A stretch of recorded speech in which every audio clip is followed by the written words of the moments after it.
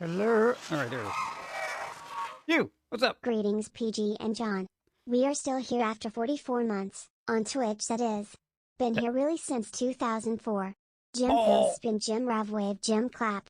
Phoenix Monroe, thank you. 44 moons. Technically 2004.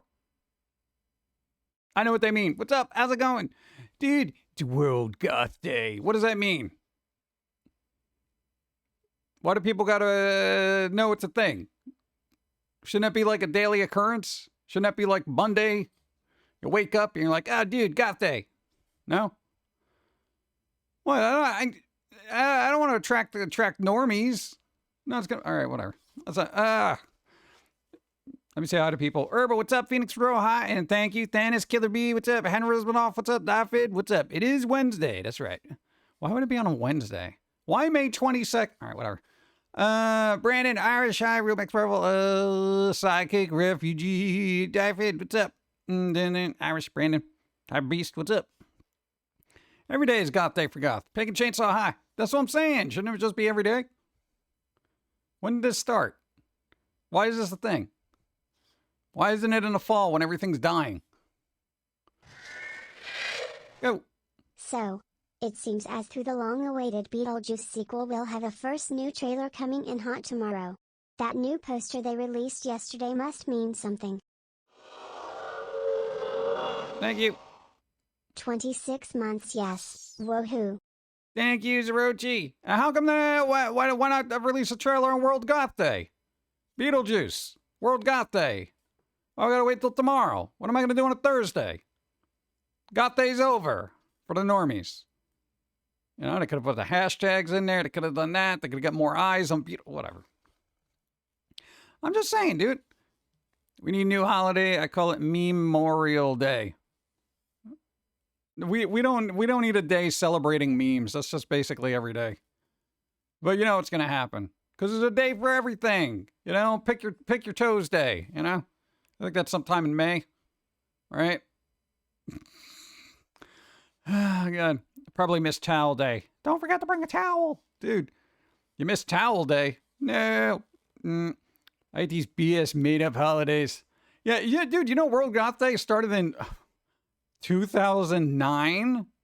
I'm like that's 2009. That's like last week in internet terms. I felt like it was older than that because, like, you know, kind of we were in it like the whole time. I'm like, wasn't this earlier? No, apparently 2009. I always thought it should fall on October 13th. You know, it's spooky. It kind of mirrors October 31st, Halloween, which is also spooky. I'm just saying, all the holidays are made up. It's just true. Hey, Bum Guy, happy World Goth Day. I don't think it should be happy. It should be introspectively morose. Dude, that picture you posted on Twitter with the Mr. Meaty characters when they were vampires, dude, that was hilarious. Dude, I haven't seen that show in forever. It's good. Now we got it. It was sent to us. What's up? Geez, that's when I graduated high school, right? Technically, yes, all holidays are made up. Yeah, I mean, somebody's got to do it, right? The planet just didn't come into being holidays pre-installed. You know, they had to be patched along the way, you know. Timmy, what's up? 44 months now. With an additional subscription session pending. Nice. What is crazier than that? I would say Taco Tuesday on a Friday. You can't do that. That's crazy. What's up? Thank you, Timmy. Hope you're doing well. What's up? Gloomy Goth Day. Exactly, right? I don't even know if it's, was it trending on Twitter or no? I don't know how predominant the goth subculture is in the eyes of the normies. Where do holidays come from if they are not made up? I know, right? They got to be. Somebody's got to do it. I want to know. I want to find out who, though. I want to be like, all right, who's the one that did Arbor Day? You know, who are you? Why? We got to appreciate trees. Well, why didn't you call it Tree Day? Earth Day? We got that. Just lump them all together. We got to start consolidating these holidays, especially the wacky ones. Yeah, forget about it. What about Earth Day? That one came on Earth. Yeah. I don't think that one came with the Earth. I thought somebody had to discover it and label it, you know? Because, dude, when the Earth was first formed, it wasn't really livable. Is anyone ready for Paper Mario The Thousand Year Door Remake / Remaster to be released tomorrow on the Nintendo Switch? I didn't even realize that was tomorrow. That's tomorrow? All right. Hey, I'll watch somebody play that. I don't got the time to play it. I got to throw it in the background. Let other people do it. People could do the hard work. I got other things to do. Cool. Thank you. I didn't know that. I guess there's something to look for. Why would it's such a weird? It is a weird kind of month for gaming. There's a lot of indie stuff coming out, but everyone's just not talking about nothing because the summer of games. Like everyone's saving up all their news for that. You know, so right now it's like a dry spell of gaming news, with the exception of that apparently, which I didn't even know about. And what, the Senua Sacrifice thing? Don's playing that. It looks good. What? Everybody's all whispery. Probably got a lot of Goth have AARP cards now. AARP. Well, yeah, I mean, Goth subculture started, wow, like, well, depending on where you're, yeah. It kind of goes on forever. Let's see. It's Goth Day. That's what I'm saying. It's World Goth Day. I heard something about a Morrowind remaster. Ooh, that would be good. Can we get a good Morrowind remaster, or are they just going to rehash all the mods that made it better anyway and just say, yeah, it's remastered? I don't know what Bethesda's doing over there. You know, that would be good because I feel like a lot of people didn't get a chance to play that because it was old console stuff. So, it's Microsoft. Since you own Bethesda now, get on that. You know, what else are you doing? What are you doing? Huh? What? Why are you two in the cemetery? Did somebody die? It's World Goth Day. I don't think that's how paying respect would address. No, dude, that's fancy clothing. What do you want us to do? Show up to a cemetery in like, you know, shorts? That's even worse. At least they dressed up, you know? Make sure you pick those up, though. Estartor, how you doing? What? Gloomy World Goth Day to you. What do you do for World Goth Day? And it's 80 degrees outside. I hate it. I'm like, this is I'm gonna say it right now. This is the dumbest day. This is the dumbest day to have World Goth Day. It is sweltering outside. There are bees. You know, there's sunlight over there. It's right over there, dude. You can't do that. You know, World Goth Day should be weather pending sometime in the fall.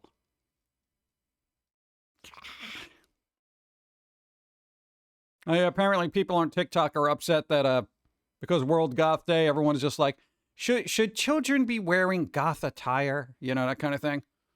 Like, I don't know. You know, they have weird little goth slogans on shirts, but now like kids are wearing them. Like kids, like 5 who don't even know what the subculture is. So it's like, is this right? Should we be doing this to kill? I'm like, oh God, I can't deal. I'm getting coffee. I got to cool off somehow, and it's 80-something degrees. It's gross out. Oh God, I don't even know what cards are, whatever. I got no control over the cards, chat. That's random. Glowing coffee. That looks good. Oh God, that is a strong coffee. Oh, woof. Oh my God, dude, that's super strong. Oh, I can feel it in my tonsils. Ah. What's up? If you really want cold, rainy weather, yeah, you can have on mine. It's like, what, 50 degrees? And wet and windy and wet. Oh, dude, that sounds good. Dude, World Goth Day is supposed to be. Black is more comfortable in winter than summer.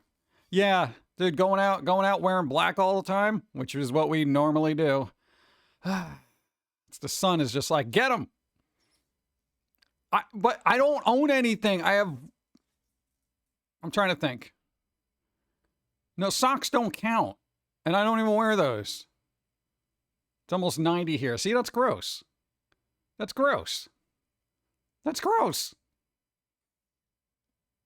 I don't like heat. That's a short story. Adam, what's up? How's it going? I wear my black year round. Anyway, what? Any way you want it. I don't know, I got the song stuck in my head now. What's up? Pauline looks fancy. Yeah, it's World Goth Day. Got to dress up for it. Got a little bat collar and everything. Oh, that reminds me. Jeez. We got another idea for a card game. I know we haven't, even got the first one out with the squirrels, but it'll just me and her. We got a card game in mind. Super simple, kind of fun. We're thinking about we can get it done, but there's got to be a lot of doodling. This is why AI art is important. Go. In the wild frontier times they used to make coffee with eggshells in the ground, and it cuts down on the bitterness, making for a smoother taste. I wanna try it sometime. I don't know. Eggshell's got a lot of salmonella now. Back then it was probably all right. Some people put salt in it to cut it, cut the bitterness, but it just makes it a heavier kind of thing, and it tastes gross. I tried it. I didn't like it. I didn't like it. Thank you. 100+ degree weather in summer is common where I live. I don't like that. Wherever that is, it's terrible. It's terrible, dude. I don't know.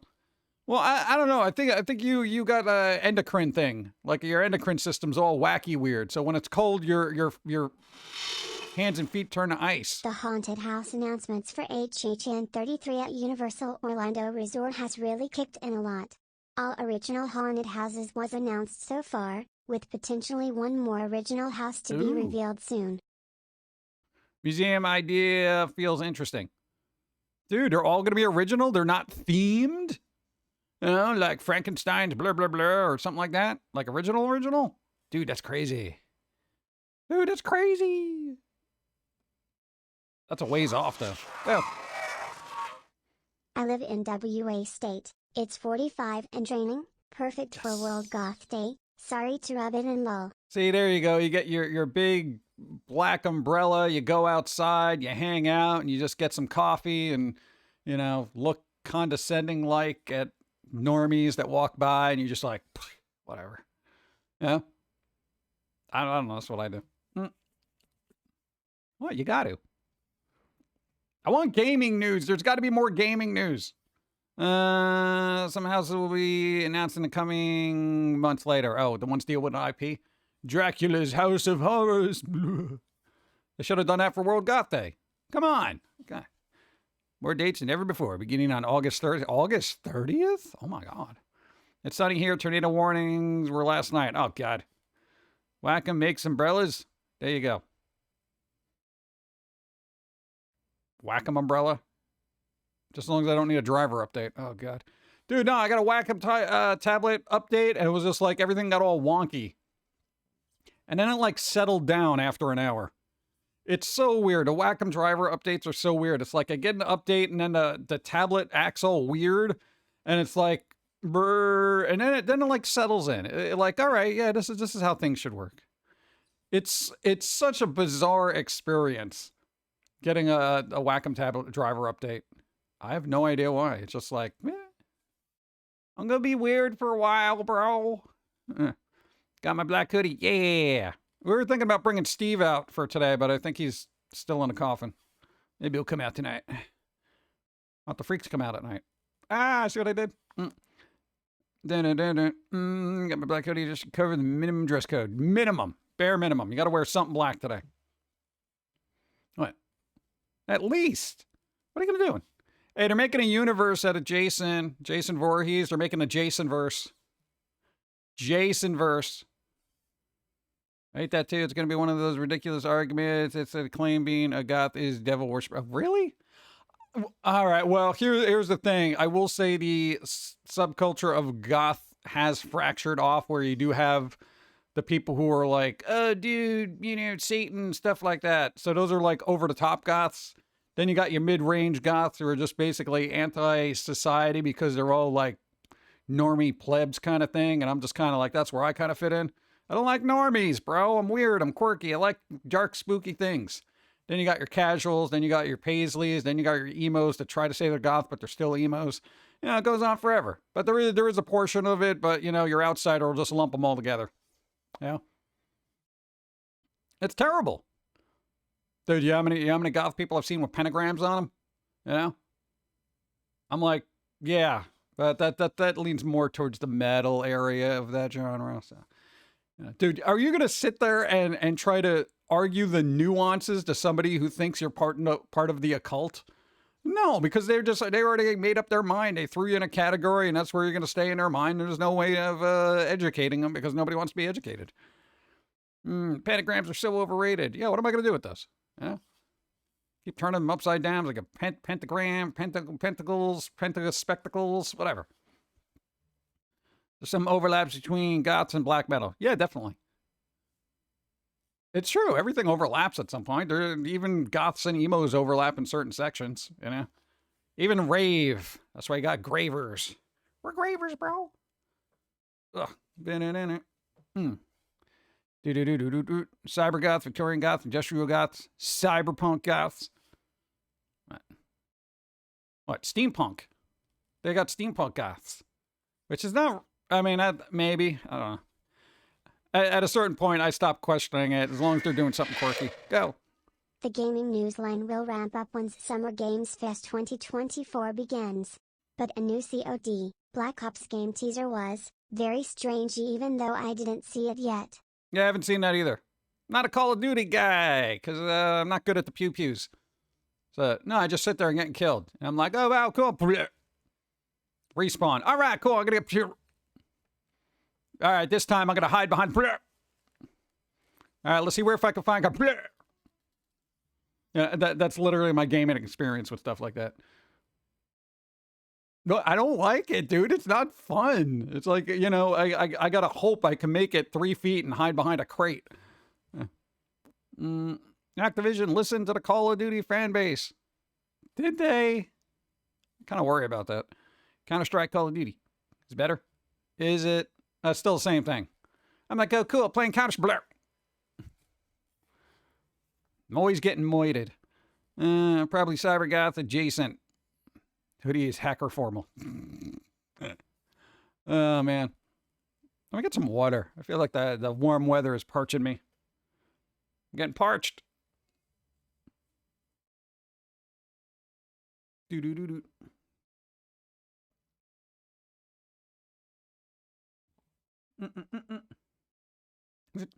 Killer Clowns from Outer Space game comes out next week. Next month. I thought it was May, but I guess not. Thank you. Control Alt. Yeah, dude, that is coming out. God, when's the Dungeons and Dragons Dead by Daylight DLC coming out? Because I feel like there's going to be a conflict of interest there. Nah, because Dead by Daylight's got all the clout, man. When it comes to like 4v1, I don't know. It's so difficult for a new game of that genre to kind of weasel its way in there and get some kind of notoriety. You know? It's like Evil Dead tried. God, what was it? Friday the 13th tried. Predator tried.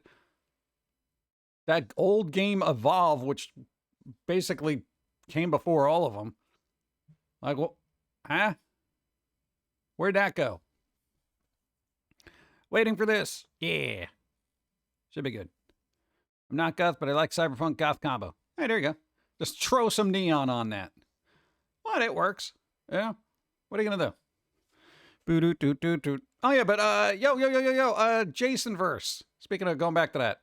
No, they're trying to make I guess a cinematic universe for Jason Voorhees. I don't know how the hell you're going to do that. It's just one guy, Jason Voorhees. What are you going to do? Start dealing with extra family members and stuff like that? The closest they got to that was like Friday the 13th, the series, or weren't they searching for like weird haunted artifacts or something like that? I didn't see a lot of that, if anything. I remember there was a shop, and then they had to like look for things. Like it's going to Castlevania next thing. Yeah, we're not going to get any news till like August about that, I think. Dude, Friday the 13th doesn't need a universe. It just needs another good movie. That's not a franchise that needs to be expanded. It's one dude with a hockey mask hacking away at people. Keep it simple. You know? I don't need the Nightmare on Elm Street universe either. You know? I don't need all this, whatever. Ah, God. Oh, and they're putting Jason Voorhees in multiverses. Yeah, it's kind of weird. You know that fighting game by Warner Brothers that has like Bugs Bunny and stuff like that? Well, apparently they're throwing Jason Voorhees in that. Dude, you want Jason Voorhees fighting Scooby-Doo? Because then you're just going to be left with Scooby snacks, okay? It's not going to end well for anybody. It's weird. I checked out when Jason was in space. Jason X. Yeah, that was so bombastic. It's great. That is just so ridiculous. That's such a ridiculous movie. I love it. It's like, oh, he's in space now. Wait, what the hell? What are you talking about? Bizarre. Needs 3 more movies. There is no such thing as one anymore. Yeah, it's got to be a trilogy. You got to make a trilogy. That's right. We're going to get Jason Voorhees the trilogy. We're going to have a budget like Lord of the Rings.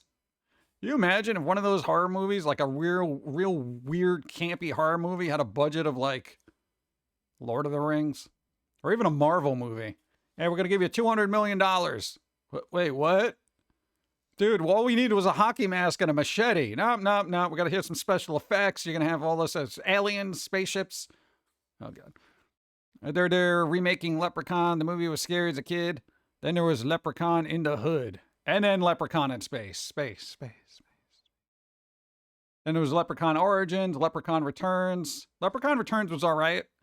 But, I don't know, remake a Leprechaun. I'm on board. Anything goofy like that, I'm like, yeah, sure, let's go. Don't forget, we need to have time travel, too. Time travel! Yeah, because, Jason Voorhees' mom goes back in time to make sure that the kid doesn't drown, but then he still ends up being dysfunctional, and then issues happen, or whatever. The only thing that can broaden that series is, like, if they explore the supernatural elements that made Jason Voorhees so unkillable. You know, like there's something there. And I think they tried to do that with, God, what movie was that? Oh, no, God, no, that was Halloween. Where they like, didn't somebody like break Michael Myers out of jail and they were like trying to analyze the origins of evil or that kind of thing or some crap?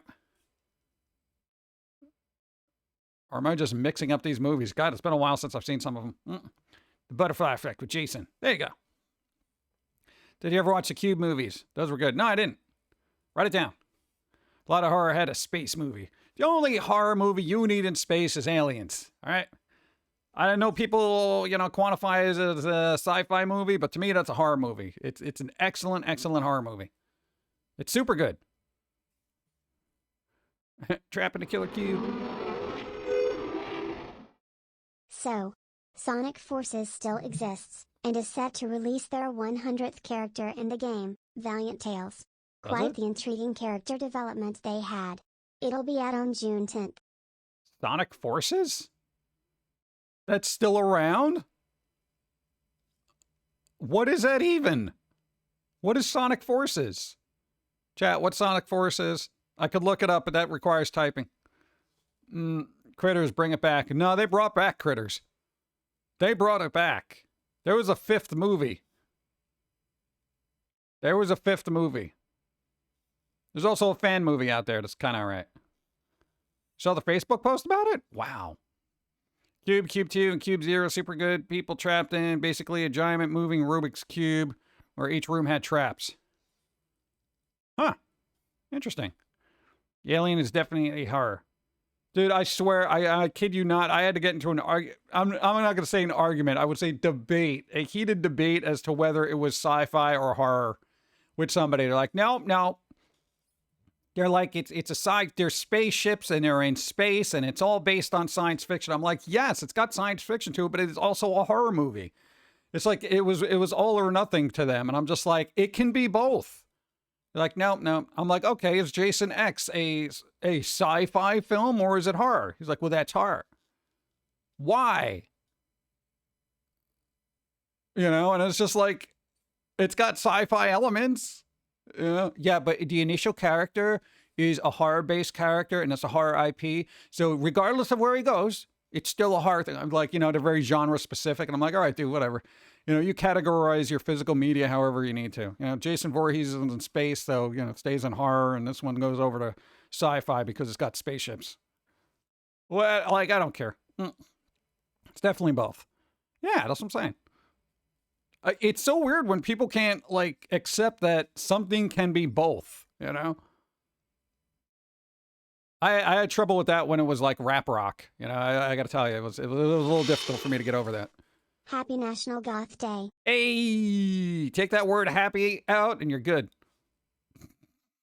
Shouldn't it be like Cynical World Goth Day? Like, whatever. That kind of thing. Thank you. Hey, goths can be happy, all right? They're just not going to tell you. Let's see. Blade Runner is detective story, right? Yeah, I would say futuristic sci-fi noir. Why not? Dude, that is totally a futuristic sci-fi noir movie. All right? No, if people want to get nuanced about, subcategories and stuff, that's 100% accurate. It's definitely a detective noir story, but it's in a sci-fi world. Spawn and The Crow are like that too, because they could be action or science fiction movies. I figured it would be supernatural, not sci-fi. I would not consider them sci-fi. Fight me. What? And there's not a lot of science fiction elements in Spawn or The Crow. It's more magical, so I would gear towards supernatural. Or at the very least, fantasy. That too. He's like, that too. Everything. I wonder if there's a movie that's like horror, sci-fi, comedy, fantasy, supernatural. They literally threw all the tags at it just to get the broadest, user base. Made for kids, that kind of thing. You! What up, PG? How's it going? My old car went to the junkyard today. It needed a new engine and transmission. Yeah, that'll do it. That'll do it. Nah, sometimes at a certain point, it's not worth fixing a car that's just going to cost more than a car's worth. I don't know of any science in Spawn. Yeah, I think it's just supernatural demon crap, right? Unless there's future Spawn that I don't know about. Which I'm sure there is. God, there's so many Spawn spinoffs. There's like medieval Spawn. There's like I don't like this guy Spawn. There's whatever happened to Sam and Twitch people. They're supposed to make a series out of that. If it was made in Bollywood, they'd throw in a few songs. Always throw in a few songs. Jason in space. What is this place? It's devoid of life. Even more. Because Jason's on board. Killing us all. Boom. That'd be pretty good. That's just off the top of my head. Write it down. And the dance ending. Yeah, but everyone dancing doesn't have a head with the exception of Jason. Or they're all trying to hop around on like one limb that got severed. That'd be hilarious. Speaking of Spawn, what happened to John Leguizamo? You don't see him in anything anymore. He was in, what was that Christmas movie that was just happened? He played a villain in that. Was it Violent Night or something like that? It had a dude that played the other guy. He was Santa. I forget their name. Harbor.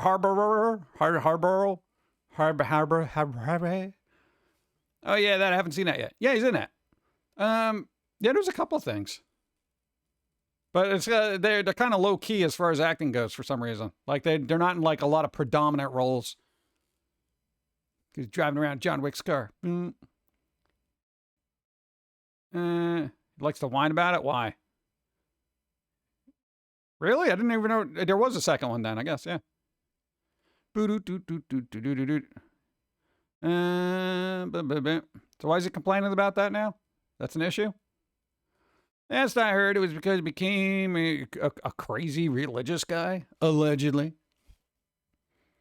I don't know. I haven't kept up with Leguizamo since The Pest. And whenever it was in Spawn. And then if I saw him in something, I'm like, hey, it's that guy that did the thing. I don't know. He was in Mario, right? Super Mario Brothers movie with Hopkins or whatever. Not Anthony Hopkins. You imagine Anthony Hopkins playing Mario? I would actually watch that, honestly. He could have played a really good something. Let's give him an overly dramatic role as Toad, You not believe what? There's a gothic cyberpunk and dark magic comic. It's called The Hexware by Tim Seeley and Zulima Scotto Lavina from Image Comics. Oh, there you go. Finally. God. Haven't seen a goth comic since, what was that graphic novel? Mall Goths or something? There's literally a graphic novel called Mall Goths. I don't know if it's any good. I don't know.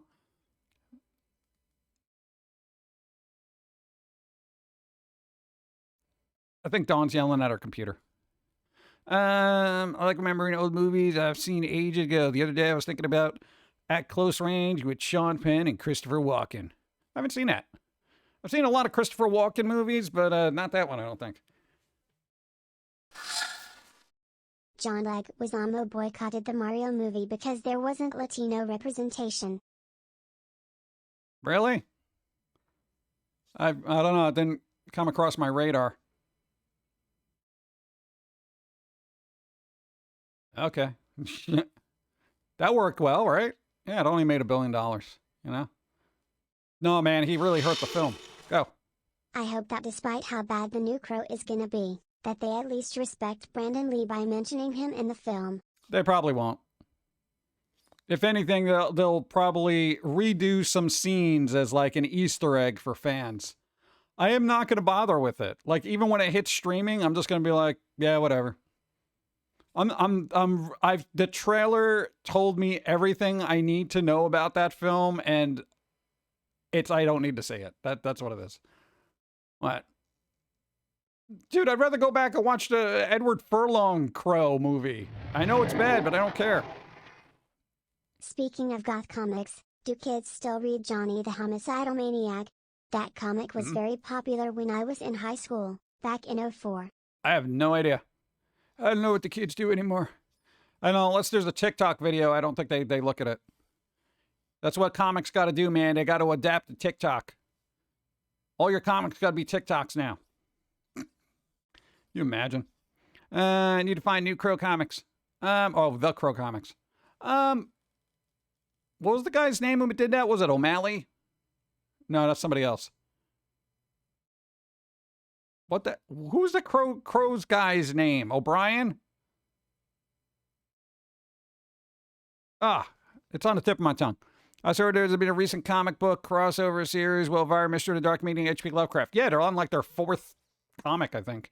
They also had one, Elvira meets Vincent Price, and then Elvira meets somebody else. I think it's Invisible Man or some tentacle creature. I don't know. O'Barr. I knew it was an O something. Thank you. James O'Barr. I'm curious as to what his take is on that. Or did he just get like a check and he was like, okay, cool. Oh, God. Man, what are you going to do? O'Malley with Scott Pilgrim. Thank you. Then who's O'Brien? I don't know who O'Brien is. You want to see a messed up movie with Leguizamo? Watch The Menu. I don't know. I don't go out of my way to see Leguizamo movies. He just happens to be in ones that I might see. I don't think there's an actor I go out of my way to watch in a movie. Aside from Anthony Hopkins, Lance Henriksen. Hold on. Well, Elvira, but they just do Elvira things. Alive, I'm saying. I mean, I'll watch a Vincent Price movie, but I'm not going to... I mean, I don't go out of my way for, like, Johnny Depp or Timothée Chalamet or any of those people. I'm just like... If there's something I'm interested in, I'll watch it, but their actors have never been a draw for me. Because in recent history, there hasn't been an actor that really grabbed me, and I'm like, oh my God. Oh, unfortunately, Jonathan Majors, the guy who played Kang, bro is an excellent actor. He's an excellent actor, but I guess not anymore. So I would have gone out of my way to see stuff that they were in, but I don't think they're going to be in anything. Other than that, God, I'm thinking.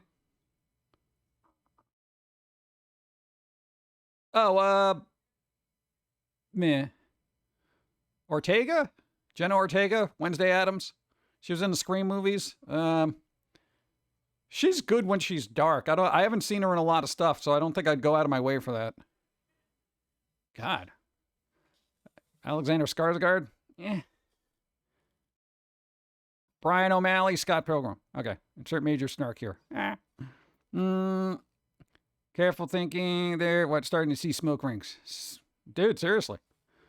I would say Tim Curry, but I don't know if he's alive. He's alive. They are. God, I'm really trying to think. And you know, I have movies. I'm like, but I like, okay, Marvel movies. I kind of see it for the Marvel characters, not necessarily the people playing them. unless they're really good. Like Hugh Jackman's really good in that. Ryan Reynolds was really good as Deadpool, but I don't go out of my way to see them in other stuff. If they're in stuff I have an interest in, then cool. But God, maybe what was there was some director who was complaining about movies, like actors aren't a draw for movies anymore. It's whatever the movie is.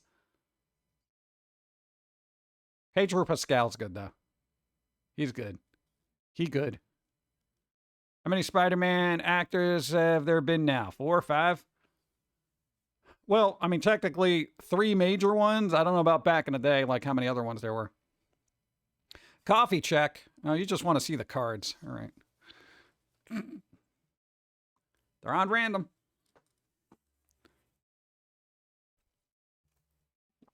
Oh, God, I just hit my shin. Oh, right in the part where that really hurts, which is the entire shin. Oh, God. Oh, man, dude, I gotta cue up that Family Guy thing. Oh, my God. Why does the shin hurt so much? Oh, I gotta put the coffee down. Ooh. Oh. Now I'm going to easy mode for that. Hold on. I literally gotta, oh, that hurt. That hurt. Oof. Oof. It was on a sharp corner of a desk, too. You may be thinking, how is that humanly possible? Gah. Nah, man, dude, you ever hit your leg so hard you feel it in your toes? Oof. Oh, my God. Yeah, give me a second. I'm recouping here. Oh, jeez. Oof. Oh, that was not good. Oof. Give me anything from Ridley Scott. Yeah, I would probably go see stuff by directors more than I would with actors in it. Edgar Wright being one of those people I will go out of my way to see stuff. Though I still got to see Last Night in Soho. Dude, Edgar Wright's awesome. They got a nice cadence to their directing. I also want to see their documentary on the band Sparks. This town ain't big enough for the both of us. Bum, bum, bum, bum, bum. Dude, I gotta tell you, okay, because I didn't know a lot about the band Sparks. If you go back historically and listen to the stuff that came out during the time period that it came out, that band was well ahead of its time. Like, unbelievably so. But if you want to hear a more updated version of their stuff, there is a mini EP. I think it's on Spotify. It's Faith No More and Sparks. They do a collab on 2 of their more famous songs, which is Something for the Girl with Everything, and This Town Ain't Big Enough for Both of Us. Something for the Girl with Everything. Dude, it's a good song. Pauline Drinking Blood. I don't know. Maybe it's, I hope it better be Fruit Punch. She just takes stuff out of the old fridge and just keeps her fingers crossed, I guess. I don't know, but if she grows fangs next week, then you know why. I watch anything from A24, but what is A24? Publisher? They put out great movies. Well, they're a studio. I know, I still got to watch Dream Scenario with Nicolas Cage. There you go. Who likes creative process? Because I found something that I literally almost threw out. All right. Give me a second. Boop. This thing. Remember how we did this? Boop. That's what it came from. Literally, dude, this was almost in the garbage. That's why it's all bent up a little bit. I was like, meh. So if you like to compare and contrast, like, dude, what does he do? Like, brr, brr, brr, brr, brr. And that's it. Like, I didn't even have a title. It was just like, blah, blah, blah, blah, blah, blah. And then you go, boop. They're just the tiniest of little scribbles. You can kind of see where stuff is. That kind of maps out all right. I only put like a couple of words here to remind me of what the hell I was writing, because it's like all off the top of my head. So then I'm like, beep, beep, beep, beep. Where's the other one? Boop. So it's like, boop. Look at that. Boop. That's the most accurate one. I think because Hollywood has become so conservative with movies genre-wise yet spending more money, it doesn't allow for the actors to really show their chops, since anything that might push too many bounds as improv could jeopardize the film. It's not encouraged as much. Yeah, you can't offend anybody because it affects market share. That's the way the world works. It sucks. Yeah, so, yeah, what are you gonna do? Thank you. But there you go. So that's if people were like, well, dude, how do you make a little comic book stuff? Yeah, that's pretty much it. Eh. Eh. There you go. And then you get to read the whole thing. Hey, beautiful. But look, the back cover became the front cover. Isn't that crazy? Wow. Yeah. Well, I figured I'd share before it ends up in the garbage. You don't need 200 million to make a movie. Yeah, tell that to Hollywood. And the writers and the actors and everybody who works on the film for millions and millions of dollars. Bowfinger, movie making on a budget. That.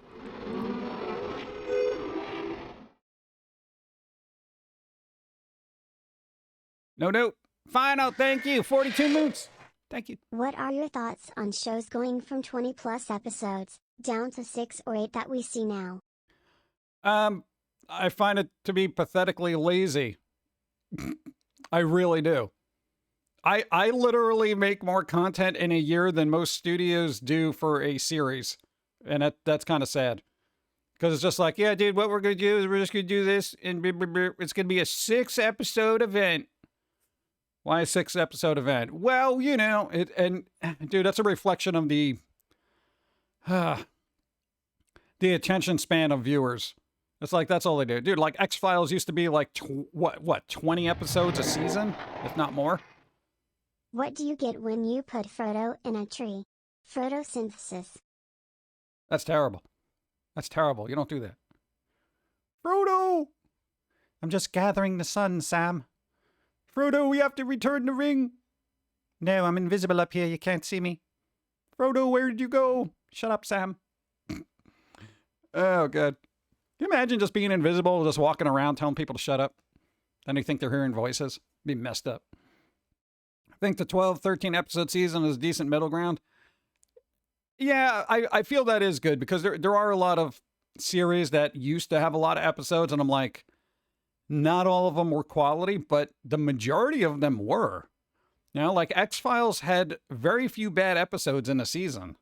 Early Simpsons, the same thing. They had like, most of the episodes were really good, you know, and then it started trailing off, and then I guess people were like, you know what, let's cut back on the episodes. You know, it's now like Netflix ordered 12 episodes. Wow.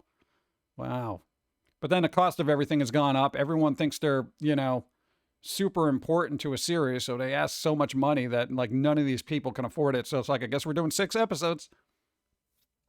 If you have a good story, like something like the Loki series, you know, they put a lot of money into the budget or whatever. I don't know how many episodes it was, but that's acceptable. It's not laziness per se, they just don't want to have people wait too long since trends move faster now than before. They are just milking people's hype, so they have to make sure they can drop just enough episodes to keep people craving it. Yeah, but then that's laziness. As far as I'm concerned, that still quantifies as laziness on both the studio's part with a dash of manipulation and laziness on the viewer's part for not having the attention span to put up with actually quality content. So then nobody makes quality content to just churn out a couple of shows. Here's a couple episodes. Oh, it didn't do good in 6 episodes. Let's cancel it. Oh, wait, but there's this really cool fan base that really got into it, and now you're just going to take it away from them? Yeah, that's right. What? We're still waiting long. Most shows are a year or 2 to put out a new season. People lose interest. We are going on 2 or 3 years now for the final of Stranger Things. Right? Yeah, and dude, Last of Us season 2 ain't coming out for a while, even though they just revealed a picture or something. That's like 2025. And that was like a 2-year gap. And that's what I don't understand. You got to think back in the day, X-Files every year, 23 episodes. Or 22 or 21, whatever it was. But basically 20 and up, right? And then now it's like, here's 6 to 12 episodes. Now wait 2 years. Like, bro, what? Yeah, but production value's better, and they spend more time on visual effects and blah, blah, blah, blah, blah, blah, blah, blah, blah. Is that acceptable? Is that an acceptable wait period? I don't know. It's feedback loop, a studio's own creation. Yeah. Speaking of final shows, final season of Evil is streaming tomorrow. It got hosed by Cove. And a writer strike. It's a miracle they made a final season. It's waiting for the inevitable cancellation. Yeah, I said it before. I'm going to say it again. These writers and stuff have to have the "we got to wrap this up in a couple of episodes" clause if you guys are going to cancel it kind of thing. At least to keep fans satisfied and not feeling like they were strung along and it just got wrecked. You know? Like if they didn't make another season of Wednesday, like the end of that was all right. Like that could have been fine and you could have just made up your own, like what's going on afterwards. But if it was like, you know, cliffhanger, stay tuned to season 2 to see what happens next. Sorry, there's no season 2. Wait, what? Then it's ridiculous. UK hit with a massive rainstorm. Coming down hard and fast. Dude, it's the UK. You guys are always doom and gloom over there, bro. But no, good vibes. Don't forget, some people like us are hesitant, picky shows because of what happened to the It also allows the studios to have defined goals/results for the shareholders as well. It makes it easier for them to justify to their financial masters. Yeah, that's why I don't bother. I don't bother with anything.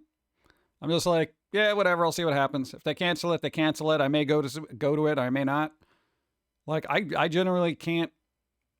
The only thing I can really anchor myself into is our own work, because it's like, at least I know where I'm going with that, and I know it'll end when we're dead. So, you know, at least I have a roundabout idea of when the show's going to get canceled. So, you know, it's one of those weird things where I'm just like, to sit around and get invested in stuff that is coming. Or hold on. Shows and movies getting canceled or tax write-off should be illegal big time. Yeah, that's super frustrating for every fan. Batgirl, Scooby-Doo, anything by Warner Brothers. I hate how Netflix cancels great shows. I am not okay with this. With Sophia Illness was a perfect example.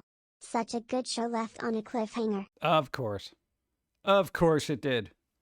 There's your problem. But, you know, at least for me personally, I will wait years to see, like, at least have seasons build up, or I just won't care. You know? With the exception of Sandman and Wednesday. I really wanted to see what they did with that. But other than that, like, dude, I haven't even seen Squid Games. I saw clips. I'm like, yeah, whatever. Like, I generally don't. I don't know. I have this weird free-floating kind of thing right now where I'm just like, yeah, I'm going to watch old anime. Because it's like, I know the seasons are over, and I know it's complete to what it is for that time period. Coffee. Boop. Wow. Oh, yeah, hold on. Speaking of old anime, old anime. No, because we've been catching up on the old Sailor Moon series. How come every villain explodes into glitter? Heck, even Julie and the Phantoms left on a cliffhanger. We had marches, billboarders save Julie and the Phantoms on lot places. Still no season 2. Yeah, that's never going to happen. Why does everyone explode into glitter in Sailor Moon? I don't understand.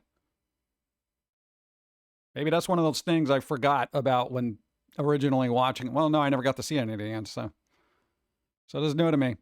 All the villains apparently are made out of glitter and then turned to dust. And we got an ad break coming up, damn it. Sucks. Well, what are you gonna do? It's simple. They grew up near a glitter factory, right? Because it's easier to clean up glitter after. Then you have never been exposed to glitter. It's not easy to clean up. 20 minutes behind, but thanks for showing your creative process comic. That was really cool. Yeah, you're welcome. What? They're literally dumb scribbles on paper. Oh, and that's the other thing. We're thinking about making little mini comics for, you know, me and Pauline, just because somebody back there hasn't fleshed out our lore here in 8 years. You know, we got super cool, dynamic, supernatural stuff happening, you know, but we haven't had a chance to put it to paper. So we got to do that. It might be a derpy style, but I think it's also because of streaming, since most companies, despite having a subscription price, don't necessarily make as much as they did when they could show things on cable with ads. Ad revenue has always been their main cash cow. Behind fans. Oh, that is true. UK is with Stardust with Sailor Moon. Don't remember it being glitter dust. Wow. Glitter is craft herpes. Cleaning is the real evil. Exactly. So UK was Stardust. Oh, for me, I mean, it just looks like glitter. I mean, I guess it is by lore standards Stardust, but I'm just like, wow, there's a lot of glitter. Everyone just blew up into glitter. I guess it's better than having them explode into blood and guts and getting smeared all over the wall. You know? What? That'd be kind of funny, right? What?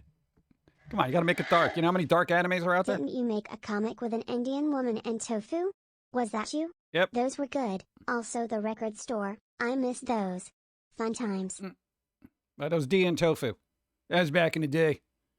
It's like we still have more series in our brains than we can actually put to paper. We're trying to pick and choose stuff that we can or shouldn't be working on and stuff that we should be working on. It's like half the stuff we're like, all right, we're just going to not work on this because most of it will probably be not safe for work because reasons. And nothing weird and dicey, but it's just like internet, you know? It's not just glitter. It's evil glitter and gets in your eyes. That would be a good scene to add to one of those things. You know, somebody wants to go back to one of those Sailor Moon episodes and just have like one of the villains explode into glitter, but it gets in everybody's eyes. And then Sailor Moon is like, oh man, it's in my eyes. You know, and then Luna's like, oh no, there's glitter everywhere. It's all over my fur. I hate this stuff. You know, and then cut to like a month later and they're like, you know, Sailor Moon's still grooming the cat. And it's like, yeah, I'm still finding glitter. Ad break. Get your coffee. Get your coffee. There's an ad break. Do Foamy and Pilsy have a granny squirrel around somewhere at all? Imagine hear her say, now Foamy, don't sass humanity, though they deserve it. Oh, there's Grandpa Foamy. That's a big cup.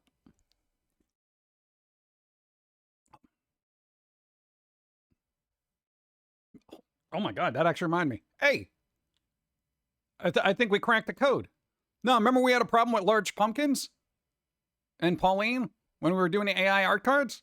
I just said, hey, that was a big cup. Do you think it's like, because, no, one of the prompts was like large cup. Is that, would that mean like, do the robots think that's cup size for like a bra or something? Because I'm still trying to figure this out.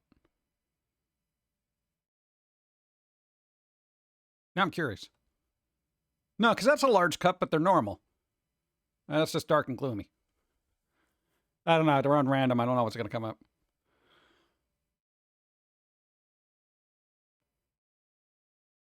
No, that was large pumpkins and large cups. So maybe that's the problem. Yeah, I don't like this.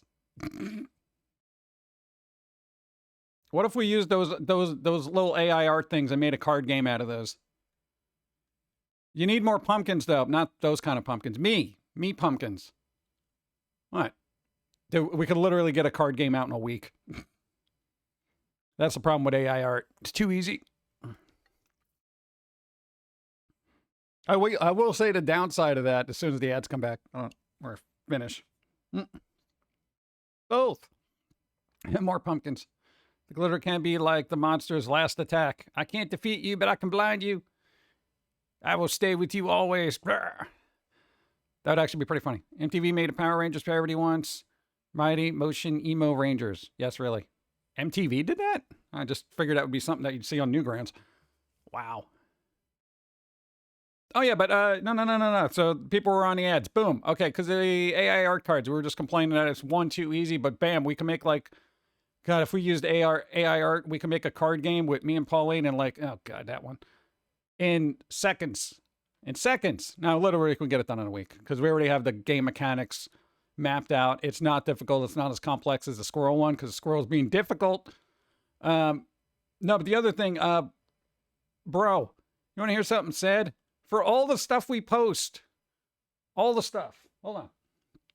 Where is it? I need my keyboard. Hold on.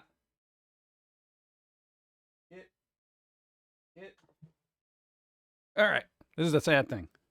For all the stuff we post, the thing that got the most views on the social medias was the AI art of our Goth Sailor Moon. That is so sad. I'm like, bro, dude, we've been doing so much artwork over the years. And an AI art comes along and it's like, oh yeah, I'll get you some views. I'm like, bro, you're not even real. Yeah, it don't matter. I'm like, come on, bro. Oh, you know what I should do? Hold on.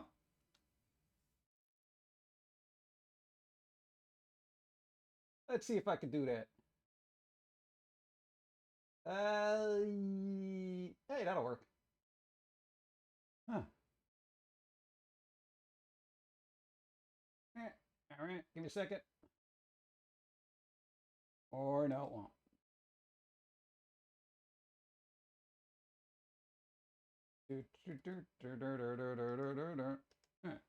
All right. All right, it does work. Good. You know, I forgot the setting because I'm always going to my taskbar all the time. But I've noticed every time we post a VOD and we're going through like, I don't know, Reddit or something, the taskbar is like always there. And I'm like, you know, I could turn that off. I'm like, why didn't I do this? You. During the ad break it was showing Photoshop is adding AI as a feature.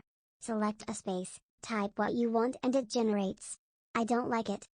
Yeah, I used to have to ask artists to do that. But if you made your own Goth Sailor Moon, you would still get some good views. And I would also probably get sued by some company who owns Sailor Moon. And they're like, you know, you're blah, blah, blah, and you're blah, blah, blah, blah, blah, blah, blah, blah, blah.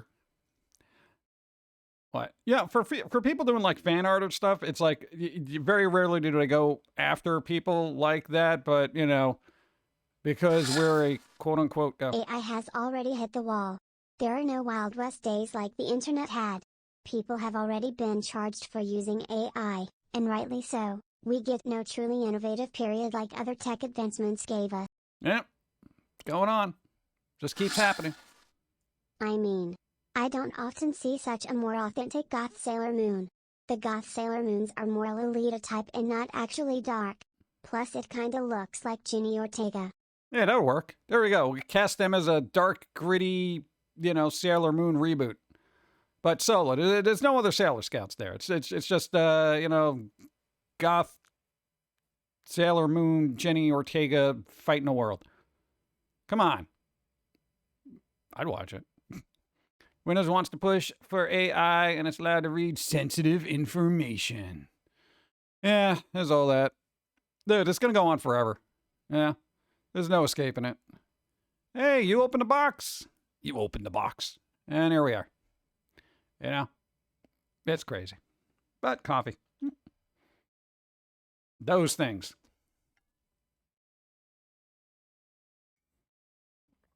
Yep.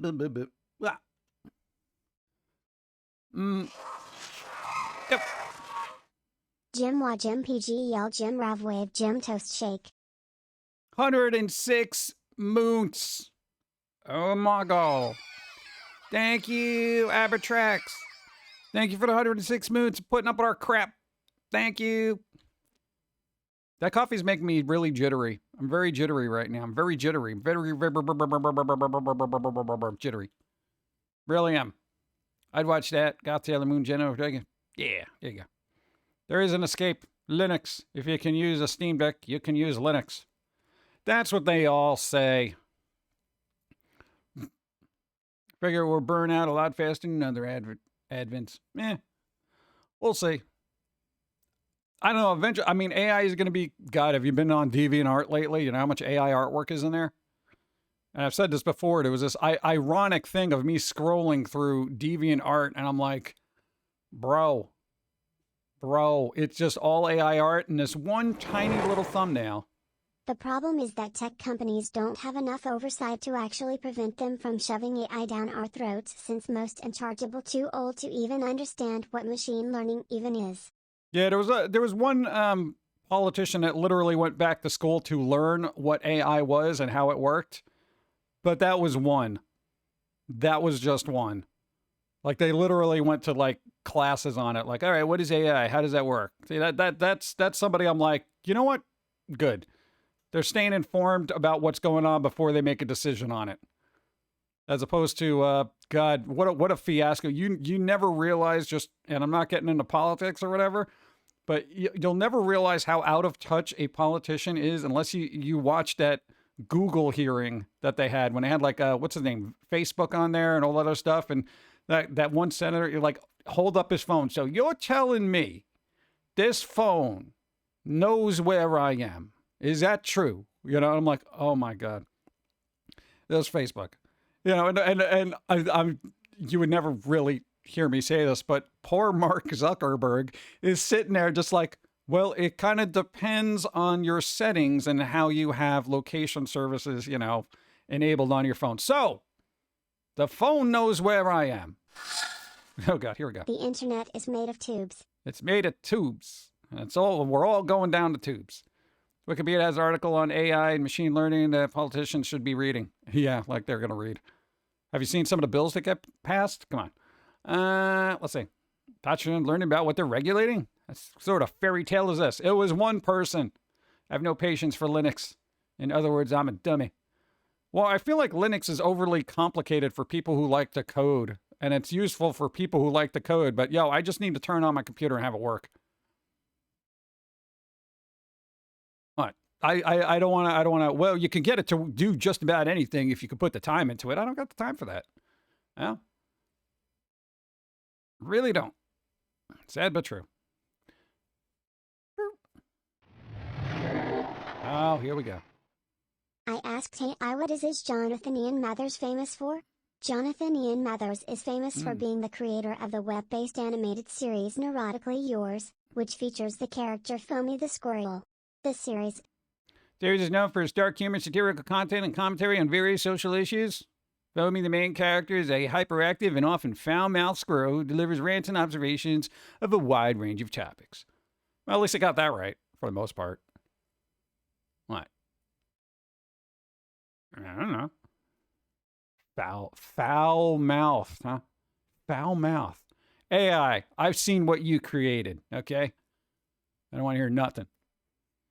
Dude, AI is weird, especially when it comes to generating art. It's just kind of like, again, you put in just like terms and just odd stuff gets spat out. And you're just like, this is not what I asked for. Ubuntu is also decent in my view. Yeah, I tried it. Wasn't my thing.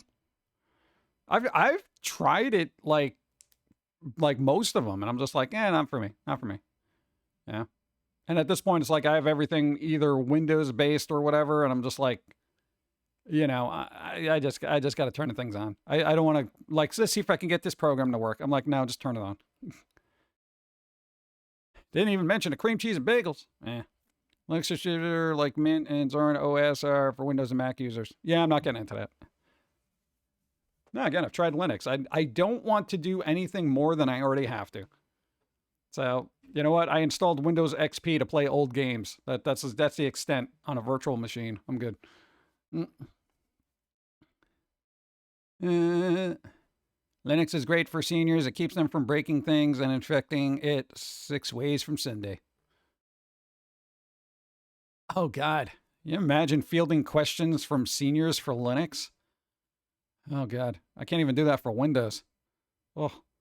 I asked AI which is the best episode of the X-Files, and it gave me a list of titles that sounded like they would be episodes, but actually were not. I don't know. Was it mining fan fiction? Do not go online with XP, dude. Yeah, I know. There was this YouTuber who went online with XP and it got millions of viruses in seconds. Why would I do that? Why would I go online with XP? The browser doesn't even work.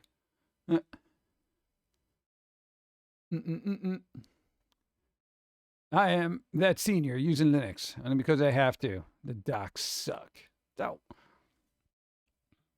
Well, no, there was the whole thing about XP. Like, don't go online with XP. You're going to get viruses. They'll be self-contained within the virtual machine anyway, because Windows has its own little thing that'll take care of any of it anyway. What are they going to do? They're like, dude, you're playing this old game. He's playing the Beavis and Butthead virtual reality game. And what? Like, I remember my brother getting your DVDs in Hot Topic when I was in elementary school. Nice. There you go. Mac is best for seniors. If you can convince them to use it, it's basically foolproof. Yeah, Macs are usually pretty resilient to anything you throw at it. Plus, it's got a smaller user base as far as, I guess, computers go. Because, not a lot of people making a bunch of viruses for Mac, I never got a call from a grandparent saying, I got a virus in my iBook, I think we're past the point of needing to teach people how to get to the internet, but using it effectively should be a class in school. Yeah, I feel like classes in detecting clickbait, spam, and all that other weird kind of garbagey stuff, plus also questioning sources, validating information. I feel like those are the classes people should be taking. Basically, critical thinking. Yeah. Dude, you know how many times I see people repost crap that is just 100% not true and they're like all outraged about it, and then you tell them, and you're like, dude, you know, that's not even true. You really, like, if you actually just went and read the article, you know, or looked it up here, blah, blah, blah, blah, that's actually not true. And this person just reposted it from this and that and thing, and actual sources from like someplace from like 5 years ago that didn't even really happen. Oh, and then they come back, I guess I misread. No, you didn't read. That's the problem. Media literacy classes should be mandatory in high school. Yeah. Well, I feel like a lot of current discourse amongst people would definitely be quelled if people just read a little bit more and didn't have that emotional knee-jerk reaction and just be outraged by everything. But, you know, we got into the psychological thing that everybody is basically wired to be outraged because of, you know, dopamine, chemical reactions, and all that other stuff. So people are at the whims of their chemical reactions in the brain. What am I going to do about it? Yeah. Just use black and white Mac from 1989. Classic. No distractions. Yeah, a lot of hipsters are looking for dumb tech now. You know, I want dumb tech that doesn't distract me. You know, they have like an e-ink phone, right? I don't know if it's still in production, but they kind of like churned them out. It was like a super simple phone. You can make like a phone call and like get a text, you know? But getting on like websites and stuff was like near impossible.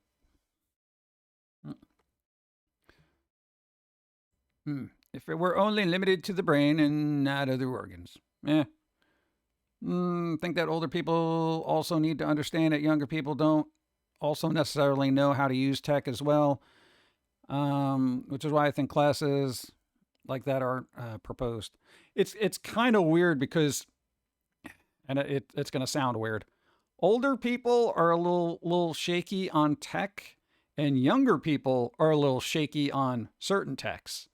You know, and then there's like this mid range of people like that I've met between, I want to say, late 20s, mid 40s that seem to be well rounded enough in all the OSs of everything. And they're just like, yeah, this does this does that. I guess they're like old school programmers or whatever. And they're just like, they're like on top of everything, you know? And I guess that fades over time where you're just like, oh, yeah, no, I don't know about that. Yeah, I don't know about that, you know, as you get older. But, you know, some of the younger people just, they never used a PC before.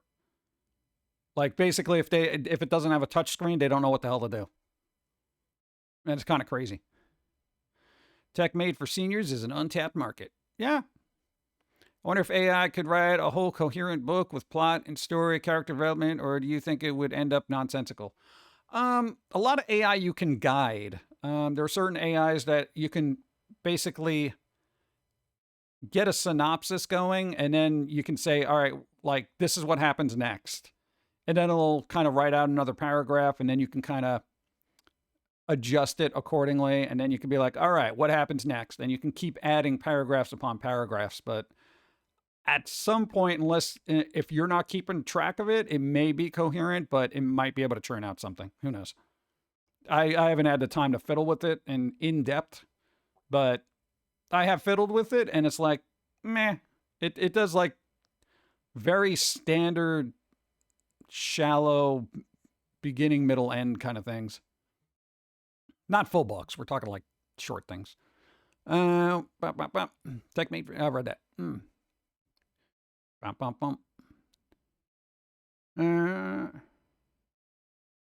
I have to tell my mom she's sharing bad links a lot. Yeah, I generally don't share a lot of links on anything in any of the socials because one, I generally don't have an interest in anything that's being posted. And two, if it's anything that might be, I want to say, slightly controversial or irk people, it's like I want to be 100% it's actually valid before I'm like, dude, could you believe this? This is crazy, right? Yeah. I was at a fast food chain recently and saw an elderly couple struggle on the kiosk machine. Makes me wonder, what will be the tech thing we'll struggle with when we get that old? I don't think it's going to be much. I think most of it's going to be voice automated, and then the only thing you're going to have to say is like, no, that's not correct. Yes, that's correct. You know. People between 20 to 40 also grew up during most of the major changes in tech and had to learn as they went, where tech now has become more ubiquitous and similar, so the necessity to keep up with understanding has plateaued as major tech has slowed. With big innovations versus back in the 90s, I also think corporations are part of the issue that we have eliminated competition. Yeah, I mean, right now there's just, as far as operating systems go, you know, you got Windows, you got Mac. Linux is there, but not a lot of people use it. Same thing with phones. It's basically boils down to Samsung or iPhone. You know, and it's just, it is what it is. That's how things inevitably happen. There's a lot of competition, and then there's very little competition, and then something else springs up, and the cycle continues. Yeah. It is what it is. I don't stress about it just because it is what it is. Dun, dun. Devices with micro displays and input devices may require hand-eye coordination. Not going to work. No, I think most of it's going to be voice activated. You know, kind of like if you have one of those assistants, whether it's from Amazon or Google, you know, you'll just be able to say, hey, fill in a blank. Just, what can I do this? Order me this. Yes, add to cart. You're not going to even have to look at a screen. It'll just talk back to you. What's up? Scary hours. What's up? How you doing? This is my easy mode. You haven't seen me in real form. My final form. What? Morose World Goth Day to you. Bro, it's World Goth Day. They knew people. All right, they gotta see my normal form before I get hand cramps. Cha-cha-cha. Welcome, scary hours. Welcome to the cool little cemetery that is where we are for World Goth Day. What are we gonna do? All right. It's Halloween here, 24/7. All right, because it's all about the candy, and people like candy. Do you like candy? We got some sugar-free candy. Where did it go? Oh, there it is.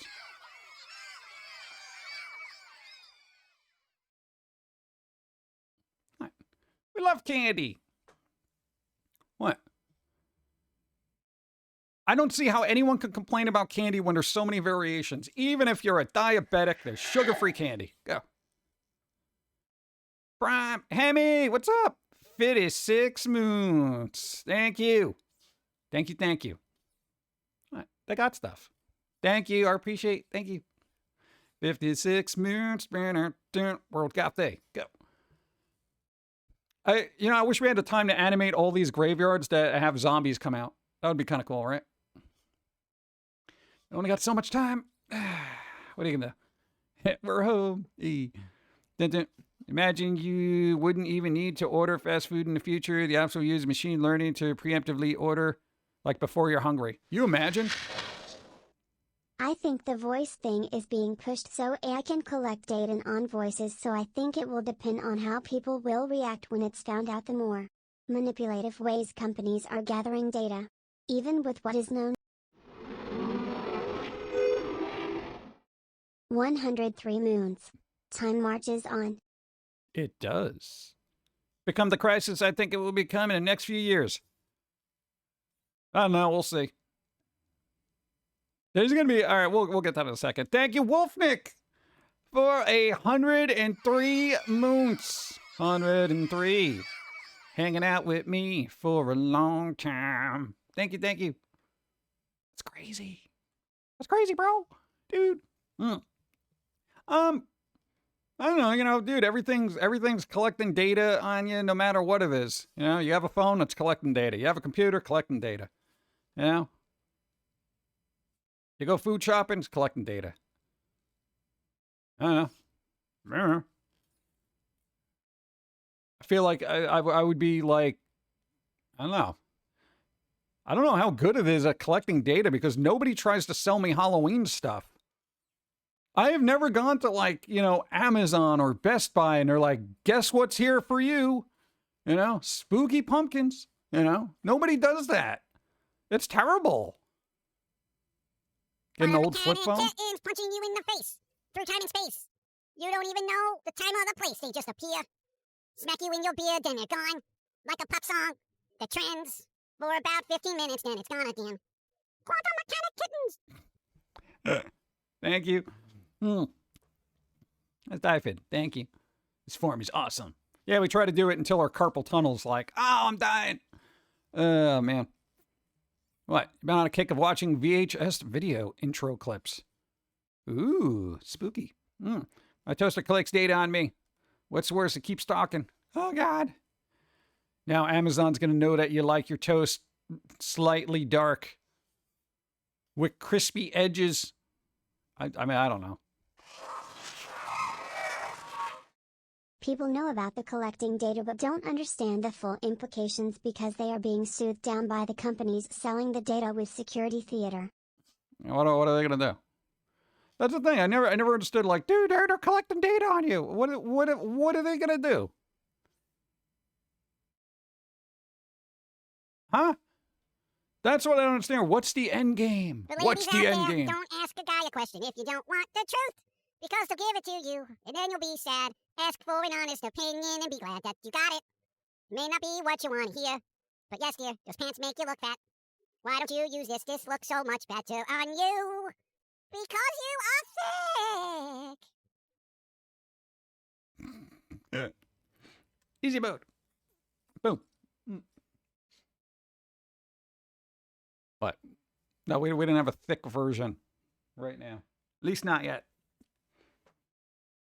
Gothic. See what I did there? Gothicc.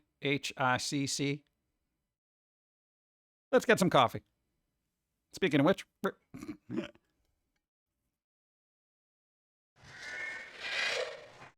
Love the truth song makes me laugh. Well, speaking of Gothic, you're welcome, I guess.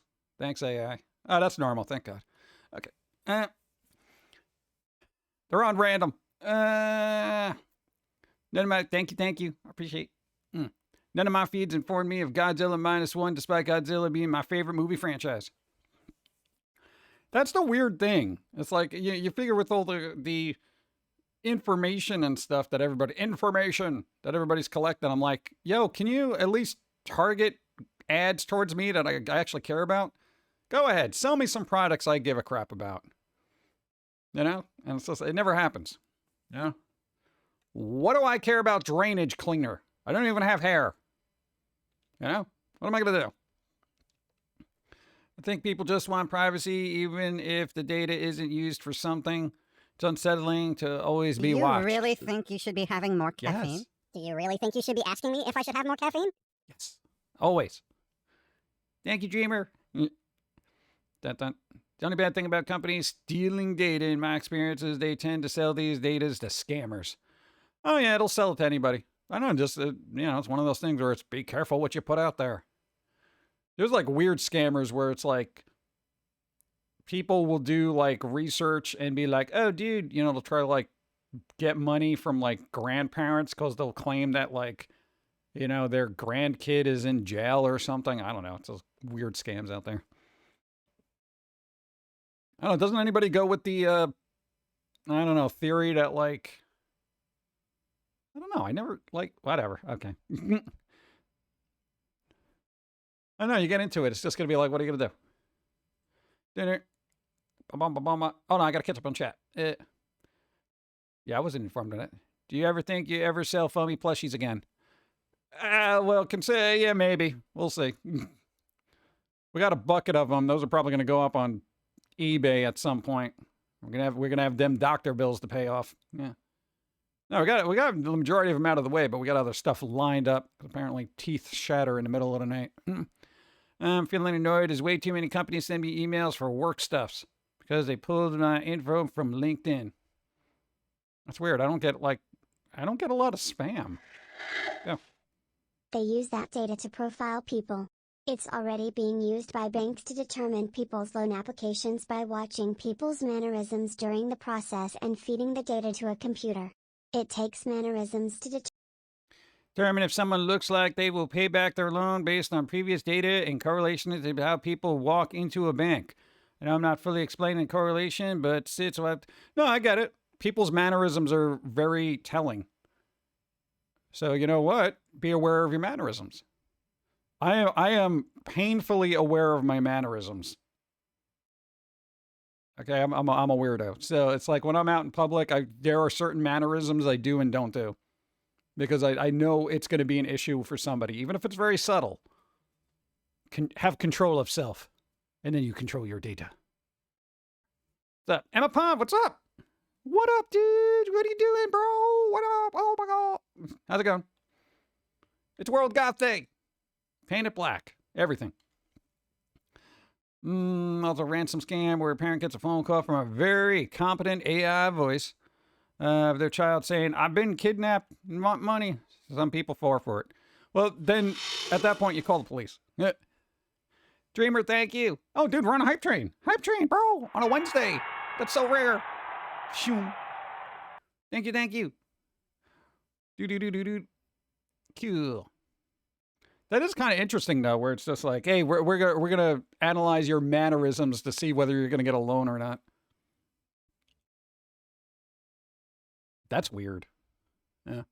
But then they just, I think some companies said they weren't gonna allow police departments to use their AI to do profiling or whatever. So there is a back and forth with that as far as data stuff goes. But I feel like the facial recognition thing would be absolutely essential, you know? Like if you can get like a 99.9% certainty that somebody walking through an airport is on a list, wouldn't you kind of want to do that?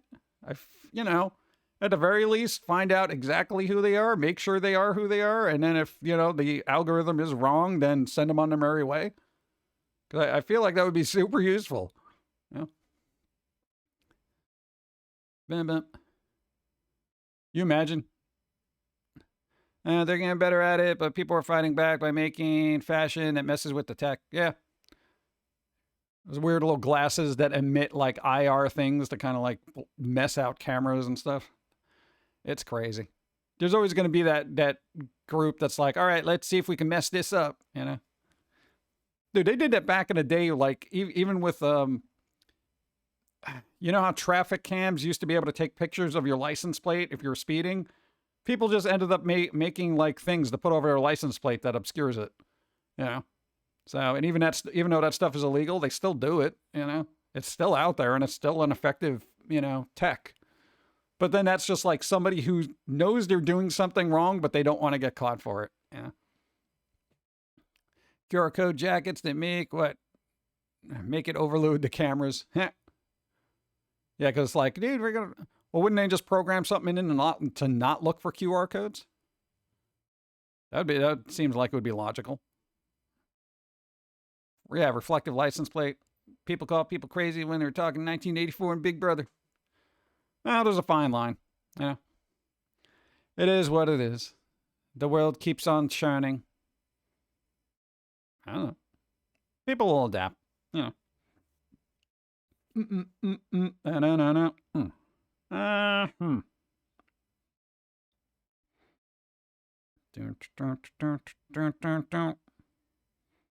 I'm looking up a thing. Now I don't know where my taskbar is.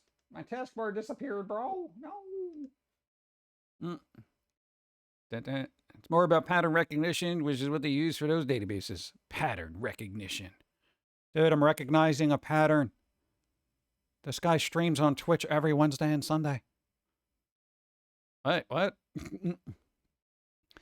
Also, there's fear the government will access to personal data and use it for something like social credit like they do in China. Probably. I don't know. Everyone has a fear of existing. I've noticed that. Dude, I guarantee you there was a point in your life where you didn't fear or worry about any of this crap. You didn't care, and you enjoyed life. Isn't that the whole point of living? Just try to enjoy it while you can. But now everyone, you know, bogs down their mind with all this stuff that may or may not be out of their control, and it just ends up being this very downtrodden existence of feeling oppressed and destroyed by every entity that surrounds us all the time. And then I'm like, you know, I just kind of want candy. And I don't care if Amazon knows I bought a box of candy. Or like trying to match certain characters or facial profiles. Then you can get into genetics, and then it'll be all crazy. And then based on certain facial characteristics, you can determine a person's intelligence and all that kind of crazy crap. They tried to do that back in the day, too, and it was a super controversial study. No joke. That was science. Flawed science, but people call it science nonetheless. You know, it's also a flawed science? Remakes. They remade Spider Baby, which I didn't even know about. For those who don't know what this movie is, it is a very old horror movie that had, what?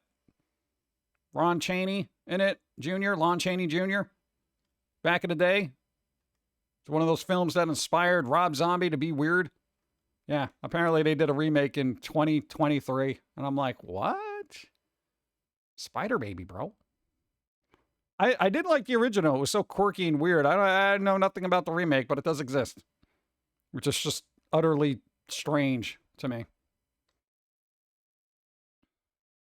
It's not yet another Spider-Man spin-off. You imagine? Spider Baby. I feel like that would be a cartoon that they would try to push out. You know? It'll be like Boss Baby, but with Spider Baby. Yeah. I'm fighting crime at this schoolyard. You know, that kind of thing. It would just be bizarre. What? Waiting for what? What is that? I sort of miss how things were like before the internet. Like waiting 6 months for a movie to come out on VHS and waiting a year for it to end up on cable. Yeah, now it's like, what, Madam Web is already on Netflix and everyone's watching it now. It's like, it literally got kicked out of the theater like 4 weeks ago. We already have The Simpsons Spider Pig. Yeah, Spider Pig would be good. Should make a movie out of that. Come on, Disney, what are you doing? Dakota Warrior, what's up? Got a lot of time on my hands now and I'm working overnights. Hey! Night shift is both tedious yet fun. You don't usually have to deal with people. Make Peter Parker a parent and you have comedy gold there. Yeah, it'll be a sitcom. What, they can have the tacky, god-awful laugh track that they used to in the old sitcoms? Though, honestly, I miss that because now it's like, quote-unquote, sitcoms. They have awkward silence where you're supposed to be laughing, and it just makes it more awkward. That's the problem. At least audibly, the canned laughter filled in the gap of audio that should be filled. Madam Web was awful, but Hope likes the superhero girls. Yeah. May not be for everybody, but it is for somebody. Wasn't Warner Brothers working on something that they were supposed to release somewhat soon, but didn't? I don't know. Sitcoms without laugh tracks kind of feel dead. Yeah, it's without the laughter, I feel like people realize that sitcoms aren't funny. Or just the writing is terrible. You know, I don't know what it is. I've able to get away with a beer or two on night shift for a janitorial job. Talk about fun. Nice. Skilled writers don't need laugh tracks for comedy. Yeah, I'm waiting to find one of those. What, a skilled writer? Dude, you very rarely see him. Dun, dun, dun. The uncomfortable silence is just, wait, is that supposed to be a joke? Meanwhile, the laugh track at least cued us up to be polite enough to fake laugh, right? Just a pity laugh. I don't know. It's just, God, I'm trying to think. God, most of the shows I've watched recently were just so forgettable.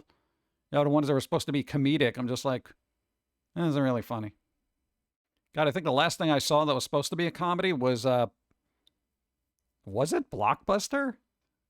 On Netflix that they canceled? Like, it was supposed to be funny, but I didn't find anything funny in that. It's like all the acting and stuff was good, but there was no jokes. There was no jokes there. Sony owns the movie rights to Spider-Man and supporting characters. Disney could make an animated series. Yeah, make an animated series then. Why not? I don't get modern comedy unless it's anime comedy. It just falls flat to me. Yeah, it's kind of weird. I don't know. Maybe it'll be like a resurgence in edgy comedy at some point, but right now we're at the middle of the road, don't offend anybody sort of air of comedy, which is just bleh. X-Men 97 is the only show to make me truly invested in a while. Yeah, I still got to watch that. So That was apparently really good. People really liked it. I feeling Hope is turning into a tomboy. She started to get tougher and is beating up boys. Aw, don't do that. Unless they were mean. But still. Modern comedy doesn't make me think enough to consider laughing or cringing. Yeah, that is a problem. I'm kind of thinker comedy, you know? Or it's just got to be so stupid I can just turn off my brain. Did you ever see the clip of Big Bang Theory where they replaced the laugh track with loud, obnoxious laughter to show how bad it actually was? No. I didn't delve into that. That seems like a lot of work to say, I don't like this show, it's terrible. The show was either hit or miss. Like some lines were actually really good, but then some of it was just like, guys, just shut up. And that is a show I cannot binge watch because as much as I like quirky people, I can't be around them 24/7. And that includes me. I can't imagine people want to be around me 24/7. You know, I'm a little quirky. But dude, you imagine just living with those people and don't binge watch it. Watch it a little bit, or the characters are going to get really annoying real fast.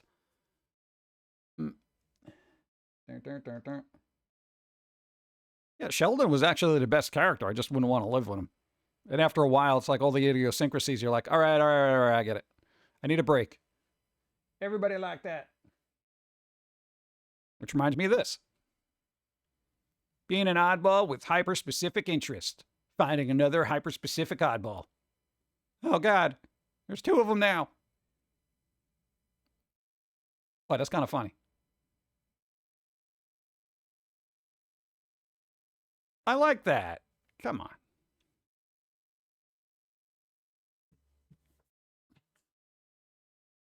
Dun, dun. You mean you wouldn't want to live to five different versions of Pinkie Pie for years on end? No, I don't want to do that. Like Big Bang Theory, the original seasons, but then became too formulaic. I liked it before the characters start getting into relationships. I feel like relationships just ruined that show.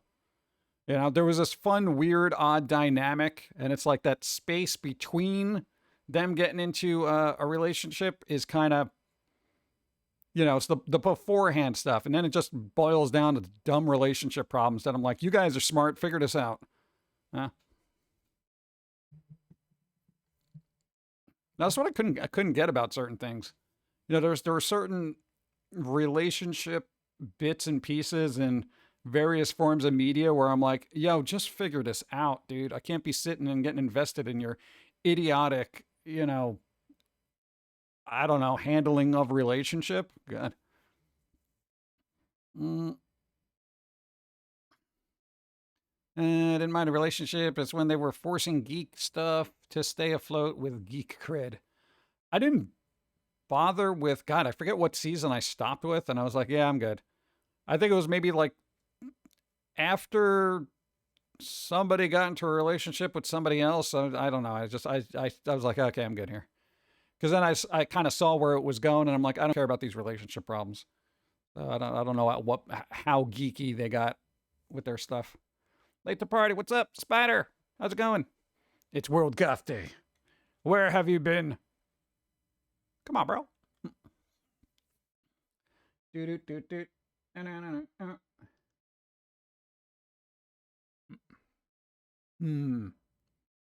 Young Sheldon is surprisingly good despite being a spin-off of Big Bang Theory. Yeah, I didn't watch any of that. That wasn't like, I didn't delve into it. I was like, oh, that's interesting. They're doing it. And then it's just like fell off my radar. And then they ended the series at some point. I'm just like, all right.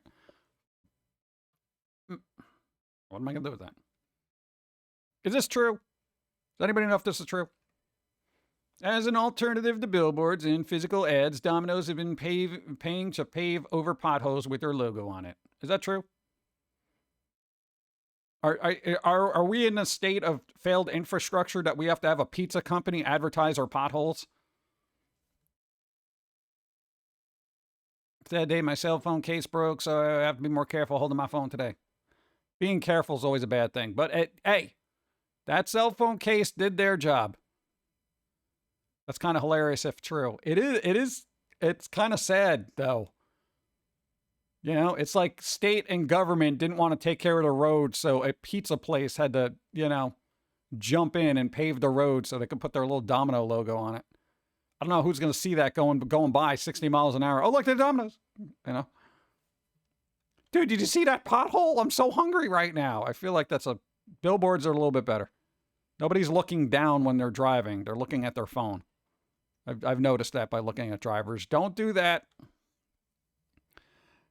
Not sure if the government ain't allowed to take private money for public works. Not well. Yeah, I don't know if that's a thing. Paid for Domino Pizza. Domino has paid for road repairs in the past. This looks like the next step. They paid for road repairs? Sadly, my state failed to push through a state infrastructure bill, so I'm looking forward to my advertised repairs. Oh, good. There we go. Now we got to rely on pizza places and chains. This road's, this bridge was rebuilt by Walmart. They'll have to paint it blue and stuff. It'll be crazy. Okay, to be honest, people like me, I'd find that funny, and so I'd go buy Domino's just because they gave me a chuckle. I like do they still make the boneless buffalo chicken kickers? Because those were really good. I used to eat so many of them, I'm surprised I'm not dead. Domino's did this in a few cities. Wow, that's amazing. Oh, good. They still make them? Dude. All right, that's going to be one of those things I get one day when I'm feeling like I deserve a treat. This road supported by Best Buy. And then it goes, what? Full of potholes, 2 stop signs ahead. It'll really add to the dystopian aesthetic if they repaired infrastructure and put their logos on it so everyone knew. Yeah, this is the idiocracy level of brand awareness. This hospital sponsored by Starbucks. You know? Feeling down, get an operation, and a mocha latte. Wait, what? What, and everyone's got it, and all the doctors have to wear the little overalls that they wear in the thing, the green overalls with a button, and a hat. It'd be funny. I'm getting Demolition Bad vibes off this. Yeah. I won't read sponsors, but hey, they'll be fixed, right? That would be that. Yeah, I mean, that is a thing. Somebody's just going to go over and spray paint it anyway. Doesn't matter. Paving for Pizza program started in 2017, 2018. Really? So that's the Paving for Pizza program. God. Well, what happened? What happened in my country? That kind of thing. No, I remember when towns used to take care of their potholes and streets, I remember when the infrastructure was taken care of by city officials and restoring a neighborhood was done by the sheer willpower of the inhabitants. Now it's like, yeah, let's restore this entire neighborhood that's dilapidated and falling apart, but we gotta have it's got to be Target red, and each store has got to have a Target on it. This residence was sponsored by Target. And there was a weird article that I read that apparently a lot of corporations are buying up homes and then like renting them out to people. Like, can you imagine? Is that an actual thing? Check out the website. I linked. It's safe. Oh, but that means I gotta read. I gotta read? It's not gonna get pulled up on the screen anyway. Oh God, how come my mouse ain't working? I know what, I can put it on the other thing. Give me a second.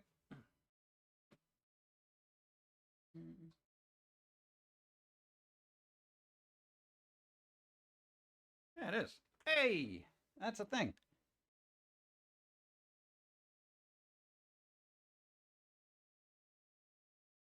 Oh my God. So they doing that in a couple of places. God, they are. Isn't that paving for pizza? Shouldn't be pizza for paving. Okay, so they're doing it in Texas, the California there, whatever that state is. That one over there. This one. And Massachusetts and D. So not Hawaii, huh? See how bad roads can ruin good pizza? Oh, don't do that. Is this what they're doing? So maybe it would just be cheaper to repair the roads than refund everybody's messed up pizza? Maybe that's the thing.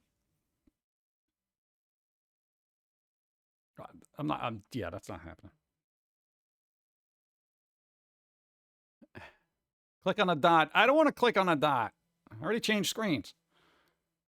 That's true. Private equity firms are buying homes to rent them indefinitely to people. Rent them indefinitely. So instead of being able to get a mortgage and actually own your home, people are just renting for the rest of their lives till they die, and then they shuffle off their corpses to put in a new family, as opposed to having something to pass down to your kids. And so that's how that's going in the home ownership world. That's messed up. Dude, does anybody own anything anymore?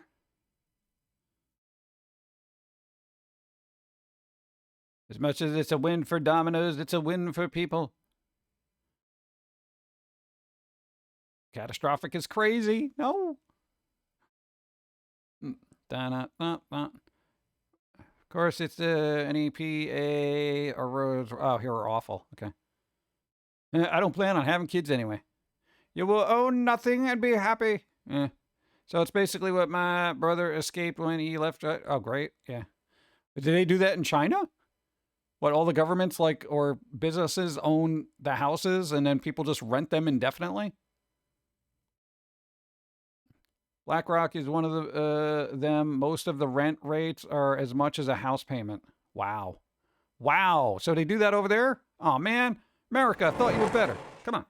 Real estate is sadly less regulated for businesses than it is for homeowners, so they are getting away with it. That's insane. That's insane. My will requires my family to burn down the house and then... Really?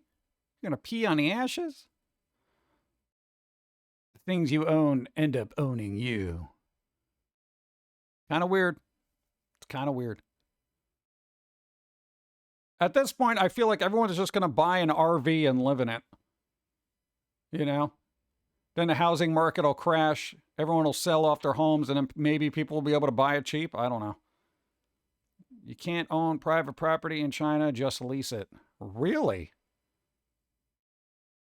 Well, I mean, to a certain extent in America, even if you own property, the government can literally say, all right, we're going to claim eminent domain and just kick you out if they needed to. If they could say, oh, we need this for strategic reasons, or we have to put something that's going to for the betterment of the city, state, whatever, they can literally just kick you off your land. Yeah. So yeah, it's like there might be more of a legal hassle here to have that happen, but I feel like you're going to lose the end game anyway. Go. It's because banks trust businesses more than individuals to pay back loans, especially since some businesses get government protections against bankruptcy. Yeah, but didn't they, analyze their body language when the owner of, Walmart came in and said, yeah, I'd like to buy 1,700 homes? I don't know. It seems like very trustworthy body language. Crazy. Thank you. That's literally a quote from Alex Wars. You own nothing and be happy. Well, that's ironically, that's just going to be true. Yeah. Well, we've all become perpetual renters to our media, if you think about it. How many people here own their, for people, aside from people who have physical media collection. I mean, most of the books and stuff you either have on Kindle, you're watching Netflix and all this other crap. And it's just like, you're just basically perpetually subscribing to have content. Unless you're one of those people who gets them in nefarious ways. Asymmetrical spread of anti-vehicle mines says otherwise. Oh, God. Did you hear about the mobile chambers? No, I didn't. It's a van that is equipped with lethal injection chair designed for prisoners on death row. Message to the public was that if you could potentially show up at your door. Why? Why would they do that? Hey, we could just show up and just, why? Yes, however, the government has to compensate you for the worth of whatever they seize, not just real estate. The U.S. government Eminent domain, real, once said, 146K for it. Yeah, I mean that's a thing. At least you do get quote unquote fair market value for whatever it is they take from you. I can't imagine that working that way in China. Does that happen? I don't know. I'm very unknowledgeable about what goes on in China. So I just know there's a lot of business. People are worried about social credit scores and stuff like that, and that's the extent of it. Oh. While I have digital media, I know there are ways to go around the protections so I can download them directly, so even if something is removed I can have a backup of what I paid for. Yeah, there's definitely DRM removal tools out there. Of course, I don't condone the usage of that because, everybody should have their content within the, terms of service of said company that they purchased it from. But, for people who do that, I mean, geez, what are you guys thinking? It's wrong on every level. Who wants coffee?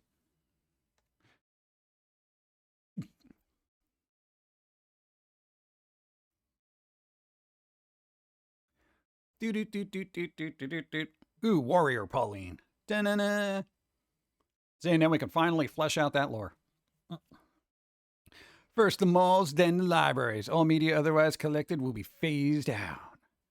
I'm a firm believer of freedom of information of all kinds. Yeah, that's what libraries are for. And libraries still got the books. Just unfortunately, nobody's printing them anymore. Nobody prints books anymore. Literally. So much so, they used to do a lot of print on demand, like even Amazon used to do a lot of print on demand. But now they have like certain criterias that if you don't meet, they will not print it. And I'm like, bro, literally everything we had on there was perfectly fine. And now you're like, no, we're not going to print this. It's not enough pages. Why? It's ridiculous. Speaking of law, what's a fun tradition we can do for World Goth Day? Probably listen to goth music. Maybe light some candles. Here's where it gets said. Do your family receive Medicaid? The government may be coming for your home. In 1993, law requires state to recoup cost of medicating, meaning your house is up for grabs. Then those homes go up for auctions and get bought by a corporation. Maybe that's where they're doing that. I don't know. It's kind of weird. Yeah, I feel like, well, here's the thing. At the end of my life, I'm not going to care what's left because I'm dead, So that's one of those things where I'm just like, oh, no, somebody's going to take I'm dead. Doesn't matter. Oh, no, somebody's going to take all and I'm dead. Yeah, it's one of those, I can't take it with me, so I do have a healthy sense of detachment.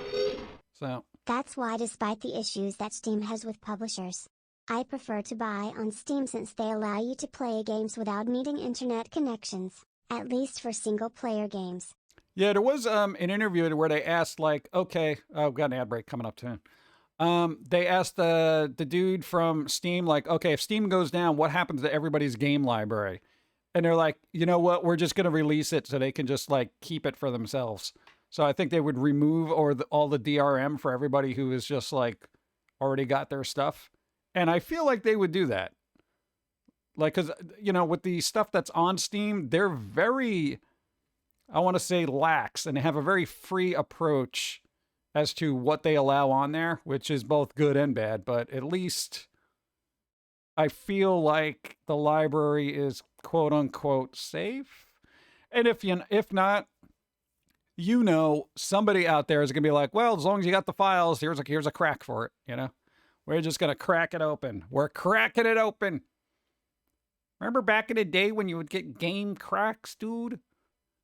Dude, here's just open this .exe and crack your game, man. Don't worry about that installation code. 12 viruses later.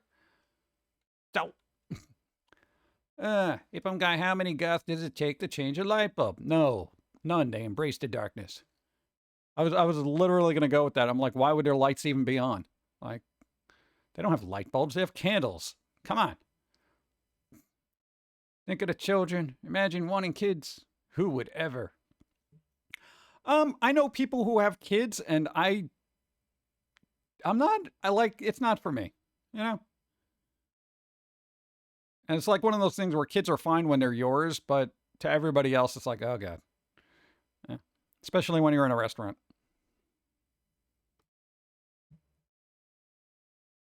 What? Which brings us to this. Before the break. You two can't just hang out while I work. You have to order something besides coffee. Okay, cyanide pills for the table with the screaming baby. Oh, that sounds yummy. I want that too. Always got to take it to a dark place. But speaking of dark places, the ads shall impose the sale of items and goods that you may or may not need. I don't know. In about 30 seconds. So you know what? I'm gonna preempt the ad with cartoons. So you get to watch cartoons. Then I'm gonna check in with Dawn, see what they're doing, because they may do a thing after us, but we're not sure. Or see what their mode is. Children are also expensive to take, raise, and money. Oh God, I can't imagine. College tuition. Oh, you gotta get them a good YouTube channel. You know. All right, we'll be right back. Like 2 minutes. I'd be dying in that hoodie. Well, I got shorts, you know? They're short shorts. What? They literally are, because I literally have shorts of various sizes, okay? I have pants. I have shorts that go mid-calf. I have kneecap. I have above the knee. And then I have the, I won't wear these out in public because I'll probably get arrested shorts. So there's various degrees. Yeah. The pair of pants I own are for funerals or weddings. Funerals or weddings. That's it. I have one pair of pants, funerals or weddings. That's it. Yeah.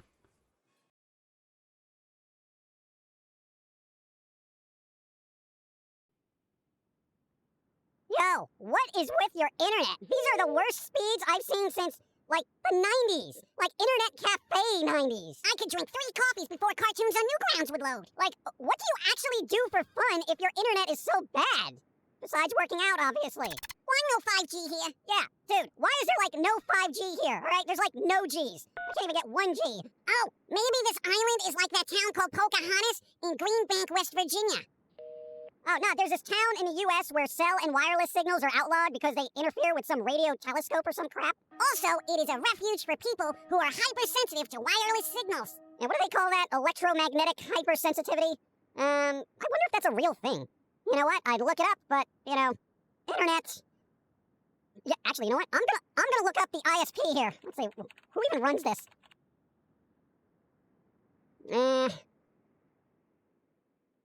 What the hell is UdiWeb?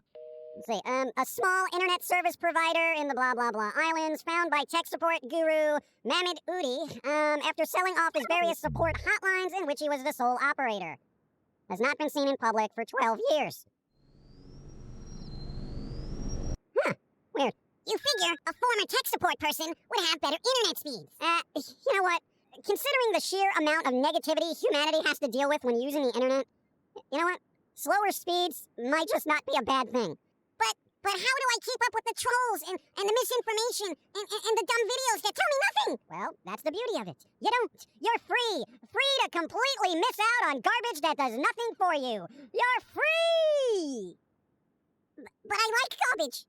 Oh, speaking of which, is there a candy shop around here? A bakery? Any place with an immense amount of junk food?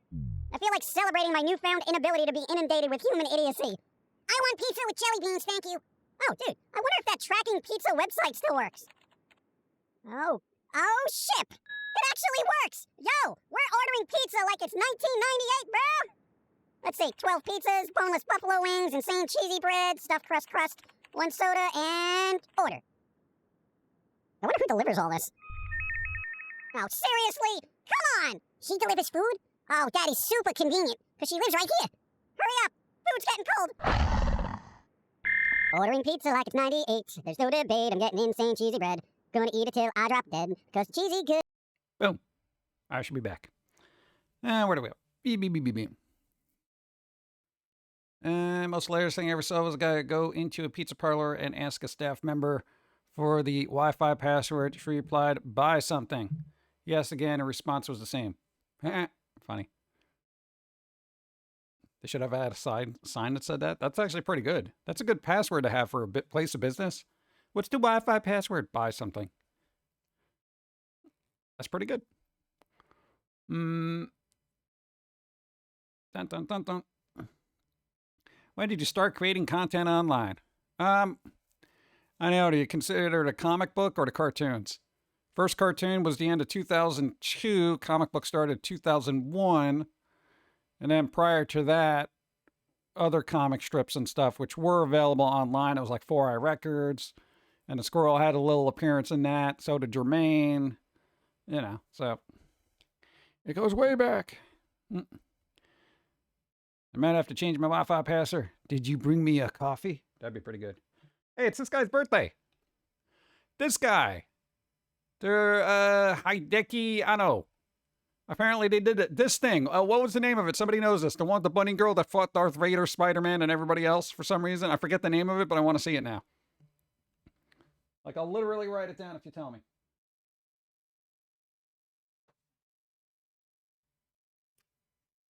What? It's their birthday. What was that? Otaku no video? Is that really the thing? Was Jermaine ever in a 4Y Records thing? Yeah. Daikon, thank you. I'm writing it down. Because I haven't been able to find like a good version of it anywhere. Yeah, they did a lot of stuff. That's always cool. You know, people are like, dude, it's his birthday. I'm like, happy birthday and thank you for creating things. You know, it's kind of cool. Why does he look like he's in better shape than we are? And he's decades older than us. God, I feel bad.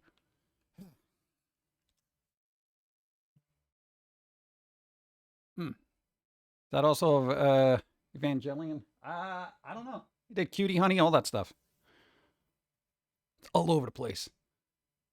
Dun, dun, dun, dun. Yeah, I gotta watch that too. That's like on the old anime list I got. I'm going through Sailor Moon. I want to see Project Echo. There was an older one called Orange Road. I'm kind of going backwards instead of forwards when it comes to anime because there's just a simpler thing about it that I'm just like, hey, cool, you know. And I may be naive here because I'm not well versed in old timey anime, but I feel like the fan service was toned down a lot back then. But I could be wrong. Well, no, Dirty Pair had a lot of fan service in that, so yeah. Watch Eyes of Mars. It was blow your mind. Orange Road is awesome, specifically if you love things like Ranma. That's on the list too. Like I want to get those old-timey staples, you know. I prefer the older anime art style. Yeah, there was a particular time in the 90s where the anime eyes were overly large. It was like 1/3 of their face. Like they were huge. And it looked awkward at the time, you know. And then it kind of scaled it back a bit. Dun dun dun dun. Mac, hey, what's up? Thrope, what's up? Tenchi Muyo. Yeah, I think that was probably one of them. Samurai X, Ninja Scrolls, etc. There's a lot. There's so many of them. Glad I did not scroll down. That would have been bad. Dun, dun, dun. Yeah, 1 second. Yeah, man, I can't show nothing here. You know, I had an anime Reddit up there, and apparently people aren't tagging things not safe for work when they're clearly not safe for work. Looks like Dawn is starting to get ready to hurt herself again. Yeah, Dawn's going to be streaming. Dude, they're doing a Descend with Sacrifice thing. What, they're going to be playing? Like right after us. What? It's cool. Dude, they got some good visuals in that game. It's kind of... There's this weird balancing act with the graphic cards, though, so it's kind of weird. Akira! Yeah, I saw that a long time ago, but it's not fresh in my mind, so I definitely got to revisit that. Battle of the Planets. Outlaw Star is also another good one to look at. It had that 90s space cyberpunk feel mixed with fantasy magic. It got overshadowed sadly by Cowboy Bebop and compared to it despite being a different genre than it. That always ends up happening where it's like two really good things come out, but one is like maybe more popular or might be slightly better. I wouldn't really know. But and then everyone's just like, oh, that's just like it's blah blah blah. Just watch Cowboy Bebop instead, And it's just like it doesn't get a fair shake because everyone just latched on to the other series or whatever, and you're like, oh man. Outlaw Star is where I abandoned anime due to excessive burnout. Yeah, I feel like right now I have excessive burnout because everybody's all up in anime right now. That's like the hot genre, and not for nothing. It's the more mainstream it becomes, the less I like it. So that's why I'm going backwards, where it's like, oh, okay, all this stuff is really, it's old. It's old stuff. People may not even care about it at this point, It's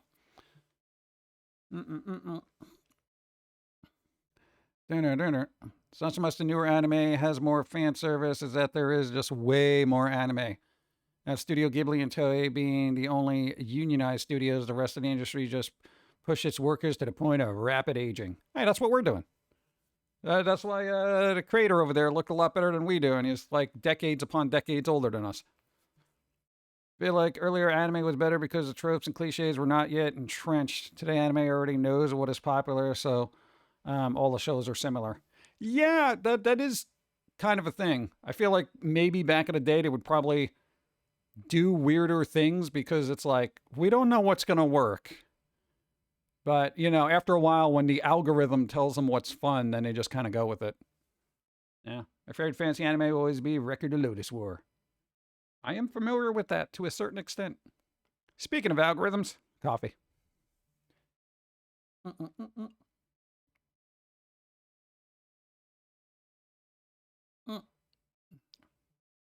Bum, bum, bum, bum. See, that one should have said large cup.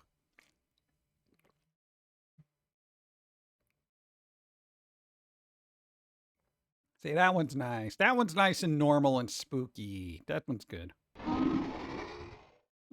Well, anime still has some ability to be edgy and can be more deep than live action shows at the moment, at least in my opinion. Though it's become more overfilled with similar shows, there still are breakout shows unlike with most Hollywood TV shows and movies.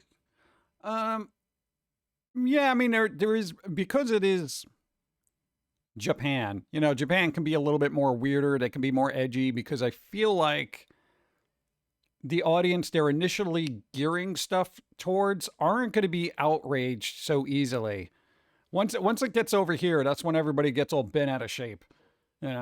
So I don't, and correct me if I'm wrong, I don't feel like there's a lot of cancel culture in Japan, where it's like, oh, this character isn't depicted the right way. Let's just destroy this whole entire anime studio because of it. It's just like, no, that doesn't happen until it gets over here. I have it on VHS, DVD, and Blu-ray. Nice. Hellsang Ultimate is a very good vampire anime. Lots of blood and violence, as vampire should be. Yeah. One nice thing about anime right now is the Western studios are embracing it. Between Star Wars and DC Comics, anime comes along. I at the very least am content. Yeah, wait till the Suicide Squad Isekai series comes out. See how that lands on your palate. I'm not even joking. They're making like, the other world version of like Suicide Squad. I mean, you saw clips of it. I mean, does it appeal, or are you just like, oh God, here we go? Because I generally don't have an interest in it because I'm kind of off the DC bandwagon until they do something really good. I'll probably watch a Batman animated series that comes out to see where they're going with animated stuff. But I don't know, making a leap to anime seems, I almost want to say either disingenuous or pandery-like. I don't know, but they supposedly, and once again, it is Warner Brothers, so who knows how long that's going to last. But supposedly they're trying to do it right. And they actually did research, got people on board who, do anime. So there is hopes there, but I don't know. Are they going to make 13 episodes and then just shelve it and say, forget it? Many audience over there are more strict. Look at both girls, male, teens, fans, adults. All the streams may cross. They know who their audience are and don't water down for a lower common denominator audience. Oh, so they have their main audience, like, so they definitely gear towards things like, okay, this is going to be a mature, say, teen, like hypothetically in Japan, 18 and up. So the content's going to be 18 or up. If they make something that's for kids, it's definitely for kids. It's like super goofy and whatever. So they don't have that thing where they're trying to do the catch-all where it's like, oh, we're going to try to make something for kids, but adults can appreciate it, but it can't be too edgy. You can't do this, that kind of thing. That feels like the right approach because it is definitely know your demographic and know what audience you're trying to get. And then you make content based on that. As opposed to saying like, oh, we want to do this, but we need bigger market share. Yeah. Did you hear the video game? They're pretty crappy. Yeah, they always do that. They always do that. Now, don't spoil it. They remade Harley Quinn and new Batman cartoons. I don't know if it's going to be good or bad yet. Well, it's supposed to take place in the 40s. So it's like this 40s noir kind of thing. So Clayface looks different. Harley Quinn looks different. What was the other character they showed that looked different? What the hell's their face? I forget. We'll see. I'll give it a chance. It could be good, could be bad. Yeah. But it's not like a Batman the Animated Series continuation. It's literally like a different time period. So they're going with 40s Batman. No. Even before that.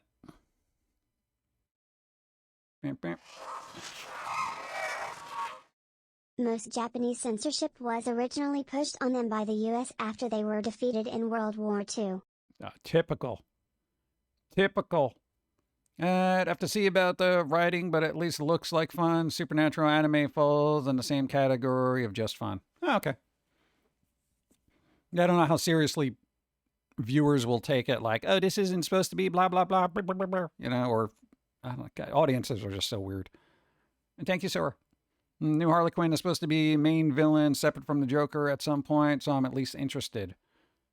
Yeah, I wonder how crazy Harley Quinn would be if they were the main villain. You know, like, oh, we're going to get super crazy. The Joker Einstein anime series are usually 6 to 12 commercials for the manga light novel and merch, but the production values tend to be high enough to invest in the merch. Well, usually the merch itself is pretty good. I will say that about the anime stuff. Their merch is usually top notch. Like, by comparison to stuff that's made here. Like, I guess they have better quality control. With the exception of the Sailor Moon dolls that came out in the 90s. Those were awful. Were those, like, made here in the States? Like, those were terrible. Like, I've seen pictures of them. I'm like, what were they thinking? This is awful. But then they got the statues that are out, like, now, and it's like, they look decent. I'm just like, what the hell?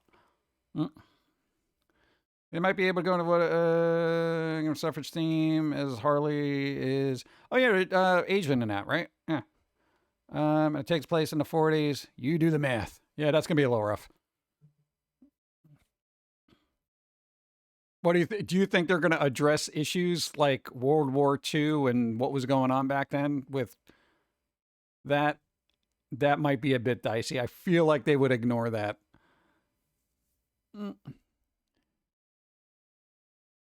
Well, they don't do what America does and make merch based off properties and not the other way around. They've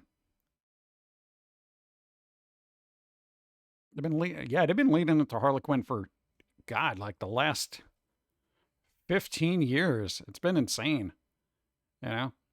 And it was kind of like, you know, for me, it was like Harley Quinn was definitely like Batman, the animated series kind of Harley Quinn.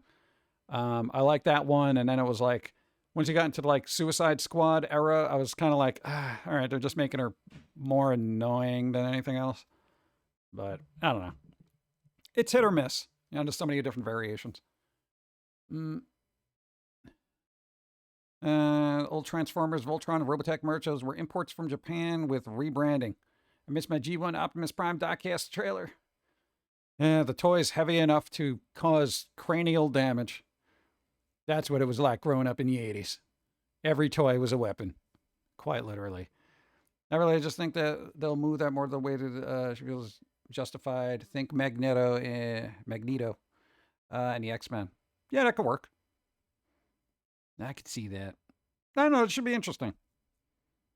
I feel like Joker would kill Harley if she went on her own. Yeah, Joker was mean. DC's animation movies are almost always good. It's the polar opposite of live actions. Yeah, this is what I can't understand. Like, because this has been like the God, what 2-decade long discussion about DC does animated stuff really well, and then when it comes to movie, they just crap all over themselves. Like, can't they get the writers from these animated series and get directors and just cast it properly? While I want to see more Bad Family version of Harley Quinn, as they mostly have focused on her dual vigilante/villain persona, they are making me feel she's overstaying her welcome. Yeah, that's kind of the way I felt like when they got into that point of Suicide Squad where they were just everywhere, and I'm just like, yeah, we get it. You're Harley Quinn. Yeah, it's like there is such a thing as overexposure, and that's what I think is happening to a lot of Marvel stuff, DC stuff, and then before you know it, you get that superhero fatigue and all that other stuff. I blame Hollywood. It's always Hollywood's fault all the time.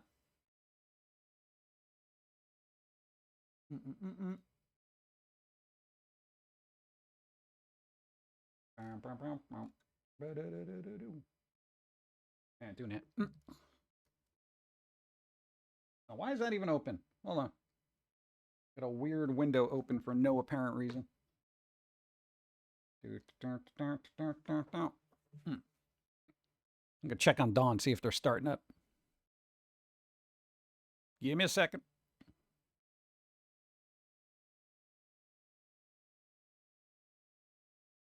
Boop, boop, boop, boop. Maybe they are. Maybe they're not. I can't tell anymore. DC Comics is hands off with most of their animation. Warner Brothers, however, is really? Maybe that's their problem. Wow. Warner Brothers, however, is very hands on with their live action stuff, so it's more about studio attitudes than anything. Oh my God. Dude, what the hell? Why didn't they just get hands off then? Dude, if they're animation stuff, they're like, really? Oh man, it's so annoying. Speaking of both Goth and comics, is it just me, or does the new The Crow just look god-awful? I call him Crow Malone, because I feel like they just took Post Malone and made him dark. They're like, Post Malone, you ever want to be the Crow? And he's like, what? He's like, you're the Crow now, huh? What's happening? You got face tattoos. Look, you're the Crow. What? What is even happening here? The Crow. Oh, God. Crow Malone, like Post Malone. Oh, God. Crow alone? What, you're going to get Macaulay Culkin and get him some face paint and just put him in a house?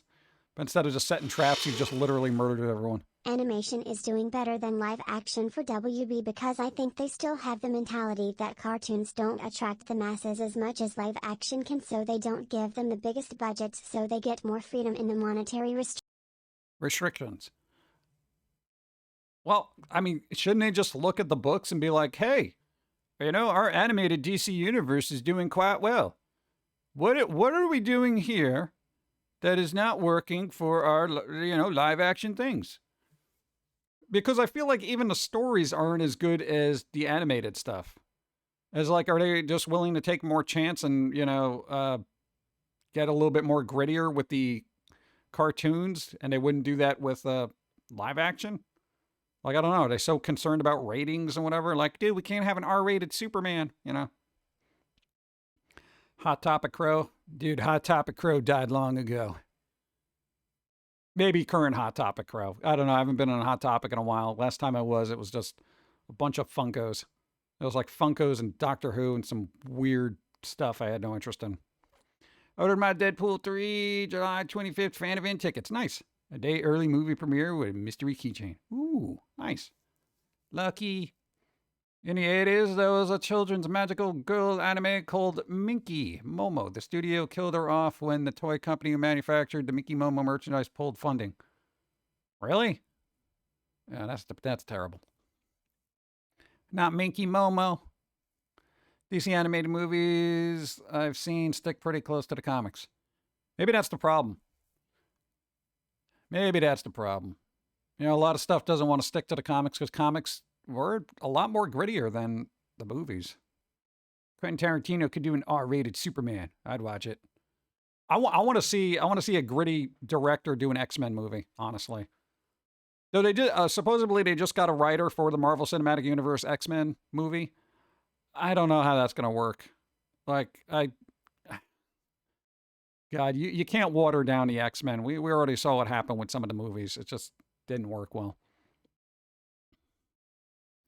Minky Momo is like the godmother of magical girls. I've literally never heard of it until right now. So I'm learning things. I could look it up. Is it safe for work? Am I going to have problems here?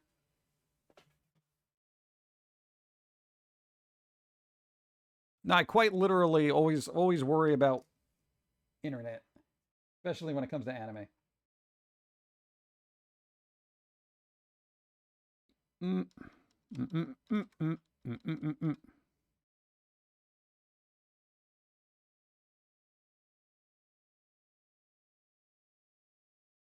Huh. I've never seen it before in my life. Oh. I also think directors have a bit too much ego to do certain projects, so the people they can get tend to be people actually passionate about the animated projects. Well, that's wrong. They should get all the stuff. Another Potato, what's up? How's it going? What's going on here? It's World Goth Day. What the hell do you think's happening? Everything's dark and weird. And all of a sudden we just discovered Minky Momo.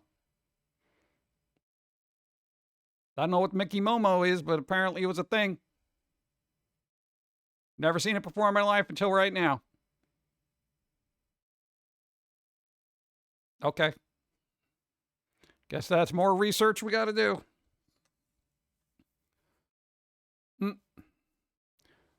I don't have any faith in the new Marvel Cinematic Universe X-Men. Bob Iger wants less social justice stuff in Disney output, and X-Men is literally the best written social justice property of all time. Yeah, I think that's... I don't know, the term quote-unquote social justice is kind of a loaded term when it comes to filmmaking and Hollywood. So it kind of depends on what stuff they're going to, tackle. If they wanted to be like realistic and stick with the comics, they could have social awareness and kind of the persecution of mutants, which was such a cornerstone of that series. Or they're going to softball it and be like, oh, well, they're just kind of among us and they just kind of, hang out and stuff and, help out when they can, which just seems weird. Yeah. Imagine Cutie Honey, except without the late teen cheesecake stuff and actually for kids. Oh, okay. Well, is it like quite literally for kids where it's like kind of just weird and bombastic and middle of the road and I don't care? Or is it actually fun? I don't know. I'm gonna have to look into it. I don't know. I kind of hope, God, I hope they do something good with the X-Men, because some of the Wolverine movies were pretty good. Okay, not the first one. Okay, The Wolverine was good. That was all right. And Logan was good. I kind of like that. It was dark and gritty. They're probably going to do more, fantastical stories like the Secret Wars or ones where they just, they face less normal X-Men threats and more of the world-ending threats. Yeah, but that's boring, dude. You can only have the world end so many times, It is, but many of the X-Men were based on civil rights leaders, including Charles and Magneto, who were based on two Jewish civil rights advocates. See, that would make sense. But, I mean, why not? God. See, this is probably why X-Men, resonated with a lot of people who were just very aware of particular people being persecuted or whatever, because you're like, hey, this is wrong. Just leave these poor little mutants alone or whatever, blah, blah, blah. And they probably carried that on. Thank you, Sid. in their life. Because you don't realize how much stuff like that has an impact on you when you're a kid and you're reading it. You know, where it's like, why are they picking on these like little mutant people just because they're different? They seem like good people. What's the problem? You know, and then you carry that with you. It's like, why are they picking on this particular group of people? This doesn't seem right. You know, comics are a good a learning experience for a lot of people, you know, whether they realize it or not. But I don't know. We still have a very weird world where people are just dumb. World Goth Day. We have one of those? Hell yeah. Exactly. It started in 2009. There's a website for it. I don't know what that means, but... Minky Momo is from the land of dreams in the sky. She gets sent to Earth to help people restore their dreams and hopes. Momo takes the appearance of a teenage girl. To help the planet regain its hopes and dreams, Momo Stop! He could also be meaning that they're gonna avoid changing things to make certain social justice points instead of just allowing the story to tell those lessons more naturally. Yeah, you gotta let that stuff happen naturally. People get bludgeoned over the head right now with social justice issues. Hold on. But the appeared a teenage girl that helped the planet regain its hopes and dreams. Momo transforms into an adult version of herself with an occupation tailored to fit the situation: airline stewardess, police officer, football manager, veteran. Oh, kind of like when Sailor Moon is like, oh, turn me into a super cool whatever flight attendant. Why? When you know she got on the bus that went into the alternate dimension. I guess that was a thing. All right. Good to know. Yeah, but I feel like a more organic learning of those particular issues are a lot better than having it shoved down people's throats, because it's like, I feel like that's where there's a lot of backlash to that stuff, because they are just so over the top and in your face about it that it inevitably creates this weird reaction to people because they feel like they're almost being assaulted. So then they get defensive and they're like, why are you preaching to me? Brr, brr, brr, brr, brr. You know, that's why a lot of that stuff that's in modern cinema stuff with the social messages, people are like, yo, be nice to everybody is like rule number one here, you know? And it's just like, I don't need to be lectured 2 hours when I'm supposed to be entertained. You know, you make it subtle. You put it here and there, and then, you know, for people who don't know that that you should actually be civil to each other, then maybe they can figure that out. But you mean what? You mean she could turn into a bus driver? Oh no, in that episode, I think it was a stewardess. I think that's the problem with a lot of bad writing messages. Too blunt. Well, yeah, nobody wants to be subtle anymore. Because, I mean, if you see content now, whether it's a YouTuber or somebody from TikTok, none of them are very subtle. They're literally shouting at you 24/7. And I feel like that's bled into writing in Hollywood, where they're like, here's an issue and we're going to talk about it for 2 hours. Brr. Maybe the X-Men could actually be that opportunity to tell those stories more naturally, since the comics basically already tell those stories, so they don't have to change much and fans will appreciate them following the comics more. Yeah. Like the whole thing in X-Men, it was like, from the ones I read back in the day, it was kind of like, it was a thing, you know, to kind of, you know, blah, blah, blah. And then it kind of, it started boiling over, and then you realize, you know, crap got real, you know. But I don't know if they're going to apply that to, you know, a cinematic universe thing. Are they just going to be super preachy about it? Or are they going to try to be like low key about it? You know, not low key like low key, but low key, you know. Now, you know, I'm talking about Marvel Cinematic Universe. When you can bring low key into that, doesn't make any sense. What are you talking? No, not that. But we can't be subtle. People are dumb. We need to be educated. Oh. I always find it interesting when Hollywood writers working on fictional content feel like they're going to be sitting there educating the masses who are basically watching like a movie about superheroes. They're going to get our message and they're going to learn. Who are you kidding? What? You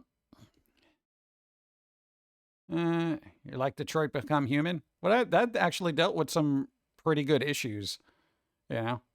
Like robots. At what point does a robot become human? You know, that kind of thing. They can build up the anti-mutant stress through how they do the movies and subtle hints and other stories. Yeah. But I don't think they're going to be that subtle. Yeah. Unless they might be. I don't know. We're not going to know. It's all going to be based on the writer, the director, and then whoever else who doesn't know anything about the franchise going into or saying, no, this has got to be more of an issue. No. It wasn't as heavy-handed and allowed you to be either good or lawful.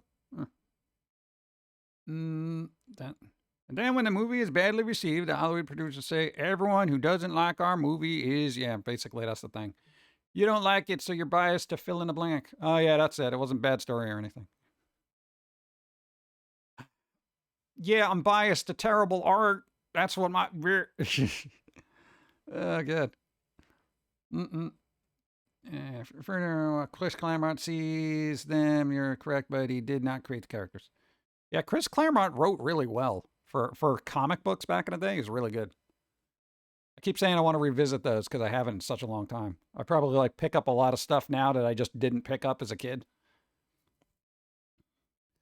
Considering Kevin Feige watches over the Marvel movies more than most, it's more likely than if DC tried. Ugh, DC. Hoping for an alt-universe route, so I have Avengers vs. X-Men movie. Dude, I just want to see Captain America and Wolverine team up for something. Like an X-Men number 268 from back in the day. I think it was 268. Black Widow was there too, but whatever. Well, I really don't need Johansson reprising that role. I'm kind of good with that. I haven't read the Static Shock comics, but the TV show does a pretty good job of social commentary without ruining the fun. Yeah. Well, that's the thing. I don't know. It's just, I don't know what it is, whether the writers are worse and they feel like they need to beat people over the head with it, or if that's,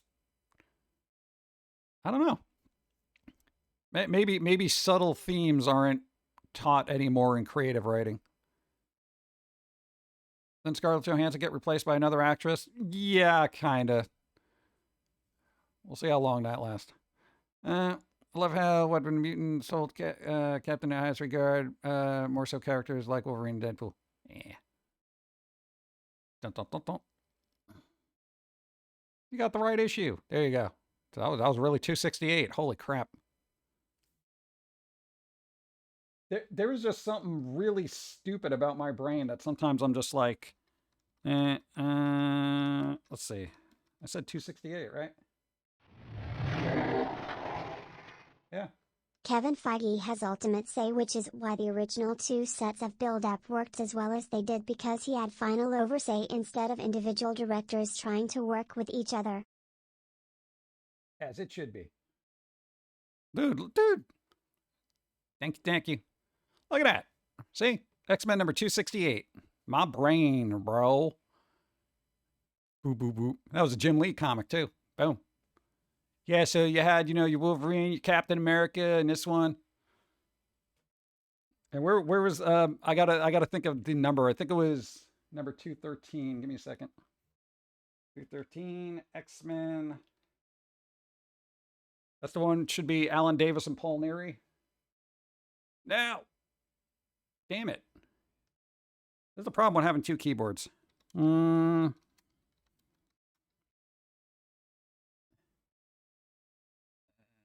said 213.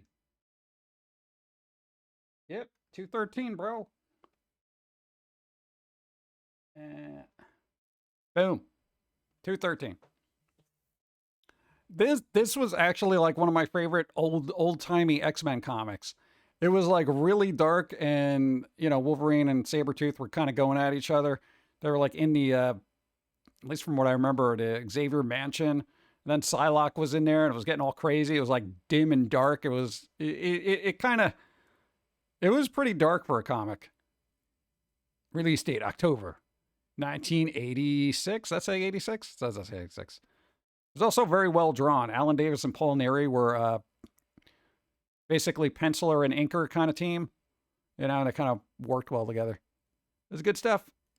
So I would definitely check this out if you want a dark comic. Kind of gritty.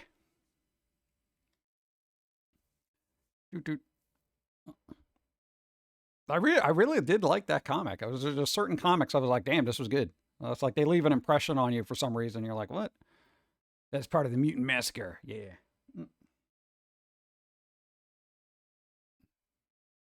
Like literally, people grew up reading comics called The Mutant Massacre. I mean, basically, it's like it's crazy. It's literally crazy, and it harkens back to historical things where it's just like, you know, everybody's just getting knocked off for like no apparent reason other than that's who they are, you know. By far two of the darkest X-Men stories I've read were X-Men 115 and The Death of Wolverine. Bum, bum, bum, bum. Hold on. I'm not going to remember the number of it, but I almost want to say it's number 24. I'm going to see if I'm right. I doubt if it's 24. If it's number 24, holy crap, dude. Somebody slapped me in the tooth. Dude, it's number 24. What if, number 24, what if Wolverine was Lord of the Vampires? This was such a good comic, too. If you've never read this one, track it down. It's kind of worth it. Like from the What If series, this was amazing. I'm like, oh my God, dude, he's going to be a vampire. Dude, World Goth Day. Come on. Wolverine's a vampire. Let's go. You know, you got the Punisher in there. Dude, crap got real. Punisher turns into a vampire hunter. Bro, why do I remember these dumb numbers? Holy crap. Yeah, so look it up. That's one of Steve's favorite comics. Dude, I don't know what's wrong with my brain. I don't know. Bump, bump. Let's get some coffee. I'm going to do that. You know what? I'm going to keep the coffee cards up there. Good luck with whatever comes up. I'm going to check on Don. Mike's going to be muted, but I'll be right back.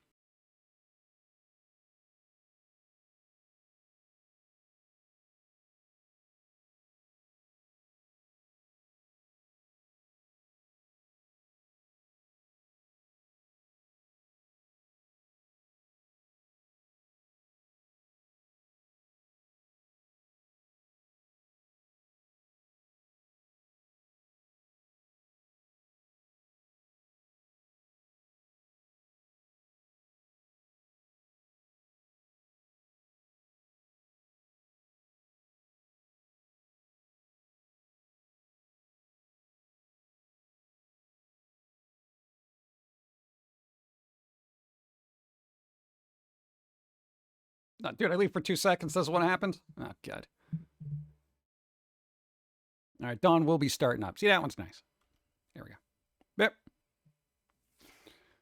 Let's see. The funniest thing about the Marvel Universe is when civilians react to a superpowered being like Giant Man, Wasp, and the Fantastic Four flying around New York with Fantasticar, clapping and cheering for them. But whenever the X-Men show up to stop a supervillain, they boo them, condemn them, and get hunted by Sentinels just because they're simply a mutant. Exactly. You know, now that you bring that up, that was that weird thing in my kid's brain, because reading the comics, it's like when the mutants were persecuted during that whole time frame or whatever, it's like I never understood that, because like, everybody else was like, oh cool, Iron Man's doing this, Captain American's doing this, and I'm like, they all have superpowers to me, right? So as far as mutants went, I just assumed they were like people with superpowers, but I guess the genetic aspect of it freaked people out, where it's like, oh, genetically, that kind of thing. And that's what was kind of confusing. Like, you got to think, dumb kid reading comics. I'm just like, well, why does everybody like Fantastic Four? This guy literally bursts into flames to fight evildoers, but, Wolverine can, heal up without a Band-Aid, and everyone's just like, get him, It doesn't make any sense. Like, that literally is just such the irrational behavior of, I guess comic book civilians, where you're just like, bro, this guy is on fire standing next to you, and you want to run up to him and give him a hug, But you threw a bottle at Wolverine and he healed really quickly and you ran away. It's like, what? This guy with the super stretchy arms, yeah, that's not disconcerting at all, But watch out for that guy in the wheelchair, Come on, dude. Don't you know you need to get powers from man-made materials? If you're born with your powers, you're automatically evil. Yeah. God forbid people realize that a person is either good or evil based on their actions. Jeez. 90s X-Men Nightcrawler, still pretty, still hits pretty hard in the feels. Yeah, no, like, okay, like if you're born and you look that different and you stand out like a sore thumb, then it's like, yo, bro, look like a demon. Of course, that wasn't Captain America, blonde hair, blue eye guy that, everyone's just like, oh, yeah, there you go. He's fine. He's cool. You had this little blue demon running around and people are like, get him. Oh, God. Rubber Man before what? Monkey D. Luffy in One Piece, right? Dude, it was like that. And you had what? Mr. Fantastic. You had Plastic Man. You had all sorts of stretchy superheroes. Bizarre.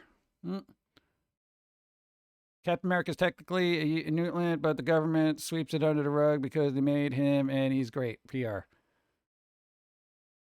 Well, no, he got the super soldier serum. That doesn't make him a mutant. That just makes him a project,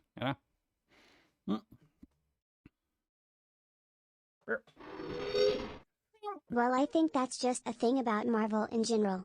Even Spider-Man was hated by the public in the comics at points but could also be a well-loved hero. They allow all the heroes to have down points unlike DC, with the exception of Batman and Green Arrow, whose heroes are usually only looked on with adoration by their public and have no realistic reactions by them. Yeah, nobody was like Superman. Batman, like, at least in the movies, Batman was the only one like, you know what? I think we got to take care of Superman. This guy's a little bit too powerful for everyone. Get him. That kind of thing.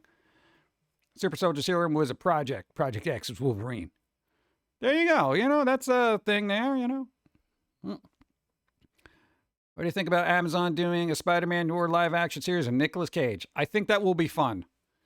It may be absolutely terrible, but Nicolas Cage will be in it, and it should be just bombastic fun at the least. Besides, Amazon's got deep pockets, so it can actually have a decent budget.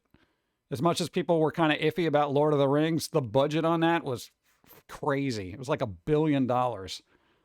You imagine Nicolas Cage starring in a $1 billion Spider-Man series? That would be crazy. They're not spending that kind of money. Just saying. The Spider-Man's a menace. Get me pictures. Dude, that guy was the best. That was the best part about those early, the Tobey Maguire films. Dude, Jameson? Dude, the guy played him? That guy was amazing. That Renfield movie, Nicolas Cage, was pretty bad. That was fun, though. That was fun bad, It was just so over the top and ridiculous. You're like, yeah, this is good. I'll watch this. It was cool. I didn't expect it to be good at any point, but it was fun. People would throw cans and garbage at Iron Man or even Cap. Well, it's anytime superheroes are in New York, you're taking your own life in your hands, Especially in the 80s. 80s, 90s, New York, forget about it. Yeah, they're like, Captain America, oh yeah, you so good, yeah, block this garbage can there, Cap. And he's like, why are you throwing stuff at me? With Spider-Man, it was struggle against the Daily Bugle. There were events there, many people witnessed Spidey's heroism, and others where JJ was able to besmirch him. There you go. Agree, I don't think it's a masterpiece, but Nicolas Cage, of course, I'd watch that. Yeah, Nicolas Cage has got this weird thing about him. He's got this cult iconic status where people are like, hey, I'll watch it. Nicolas Cage is in. He's one of those actors I think people go to see movies for. Like, they don't care what the movie is about. They're like, Nicolas Cage is in it? Yeah, I'll watch that. That is one of those actors. Like, remember when I was thinking, like, what actors would I actually go out of my way to go see? And I apparently Nicolas Cage. Like, isn't that weird? Nicolas Cage will do any movie. That's kind of fun, though. I'd like to see Nicolas Cage as the Question. I had trouble with all things being in New York when I was young. I grew up in a world that was completely different than that urban environment. Yeah, I could see that. If you were outside of New York, you're like, how come there's no superheroes in Ohio? I mean, what are you going to end up with? Like Potato Man? It's just, it doesn't work, We grew up in New York, so we were like, we thought we were like the cool kids. We got all the superheroes here. Like California didn't even have any superheroes. It was ridiculous. We're all in New York. Well, to be fair, New York had a lot of crime back then, so I think we needed all the superheroes we could get. I think Stan Lee's like, you know what? All the superheroes have to come from New York because every time I walk to work, I'm getting robbed. This town needs more superheroes. You know, that kind of thing. Admittedly, you don't see actors that eat the scenery like they used to in the 80s and 90s, so no one really stands out. Also, humans can relate to more eccentric people than they can an average person, I believe. Yeah, maybe. I don't know. I'm still waiting to find people I can relate to. I'm a weird little pumpkin. What do you want? Dawn's on, apparently. Dawn's on. Who wants to go say hi to Dawn? Because I got to get some kind of lunch. Because apparently humans need to eat. Humans. But they're going to be playing Senua's Sacrifice probably after they do their intro. So you guys can be all like, yo, you want to play, well, what do they do? What, they got bingo? You can get a bingo card. You can do Mad Libs. You can do all sorts of weird stuff over at their stream. Then they play a game. But right now it's Mad Libs time. So that's what we're going to do. And remember, bro, it is World Goth Day. Do something spooky. I can hear Dawn yelling.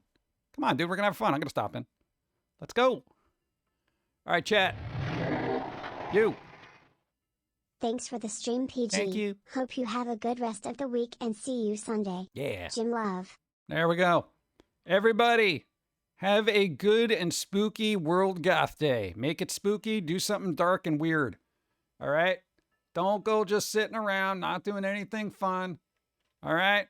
Watch a spooky movie. Do something spooky. Eat some chocolate. That's as dark as you can get for a treat, I guess. And I'm supposed to be rating Dawn, but it's not showing up. Dude, that's weird. All right, we're going to have to put this raid in there. There you go.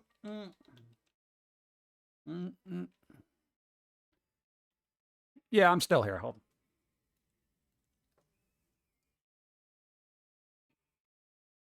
And Adam's going to be starting. Invalid username. Oh, I put DAW. Ha! Wait. Yeah, funny. Of time. All right, did I? Oh, okay, good. I don't know. Thanks for sitting to the end here. I put in DAW of time. DAW. All right, let's go. I'll see you in a second because I'm going to be over there with a raid. But hanging out with Dawn.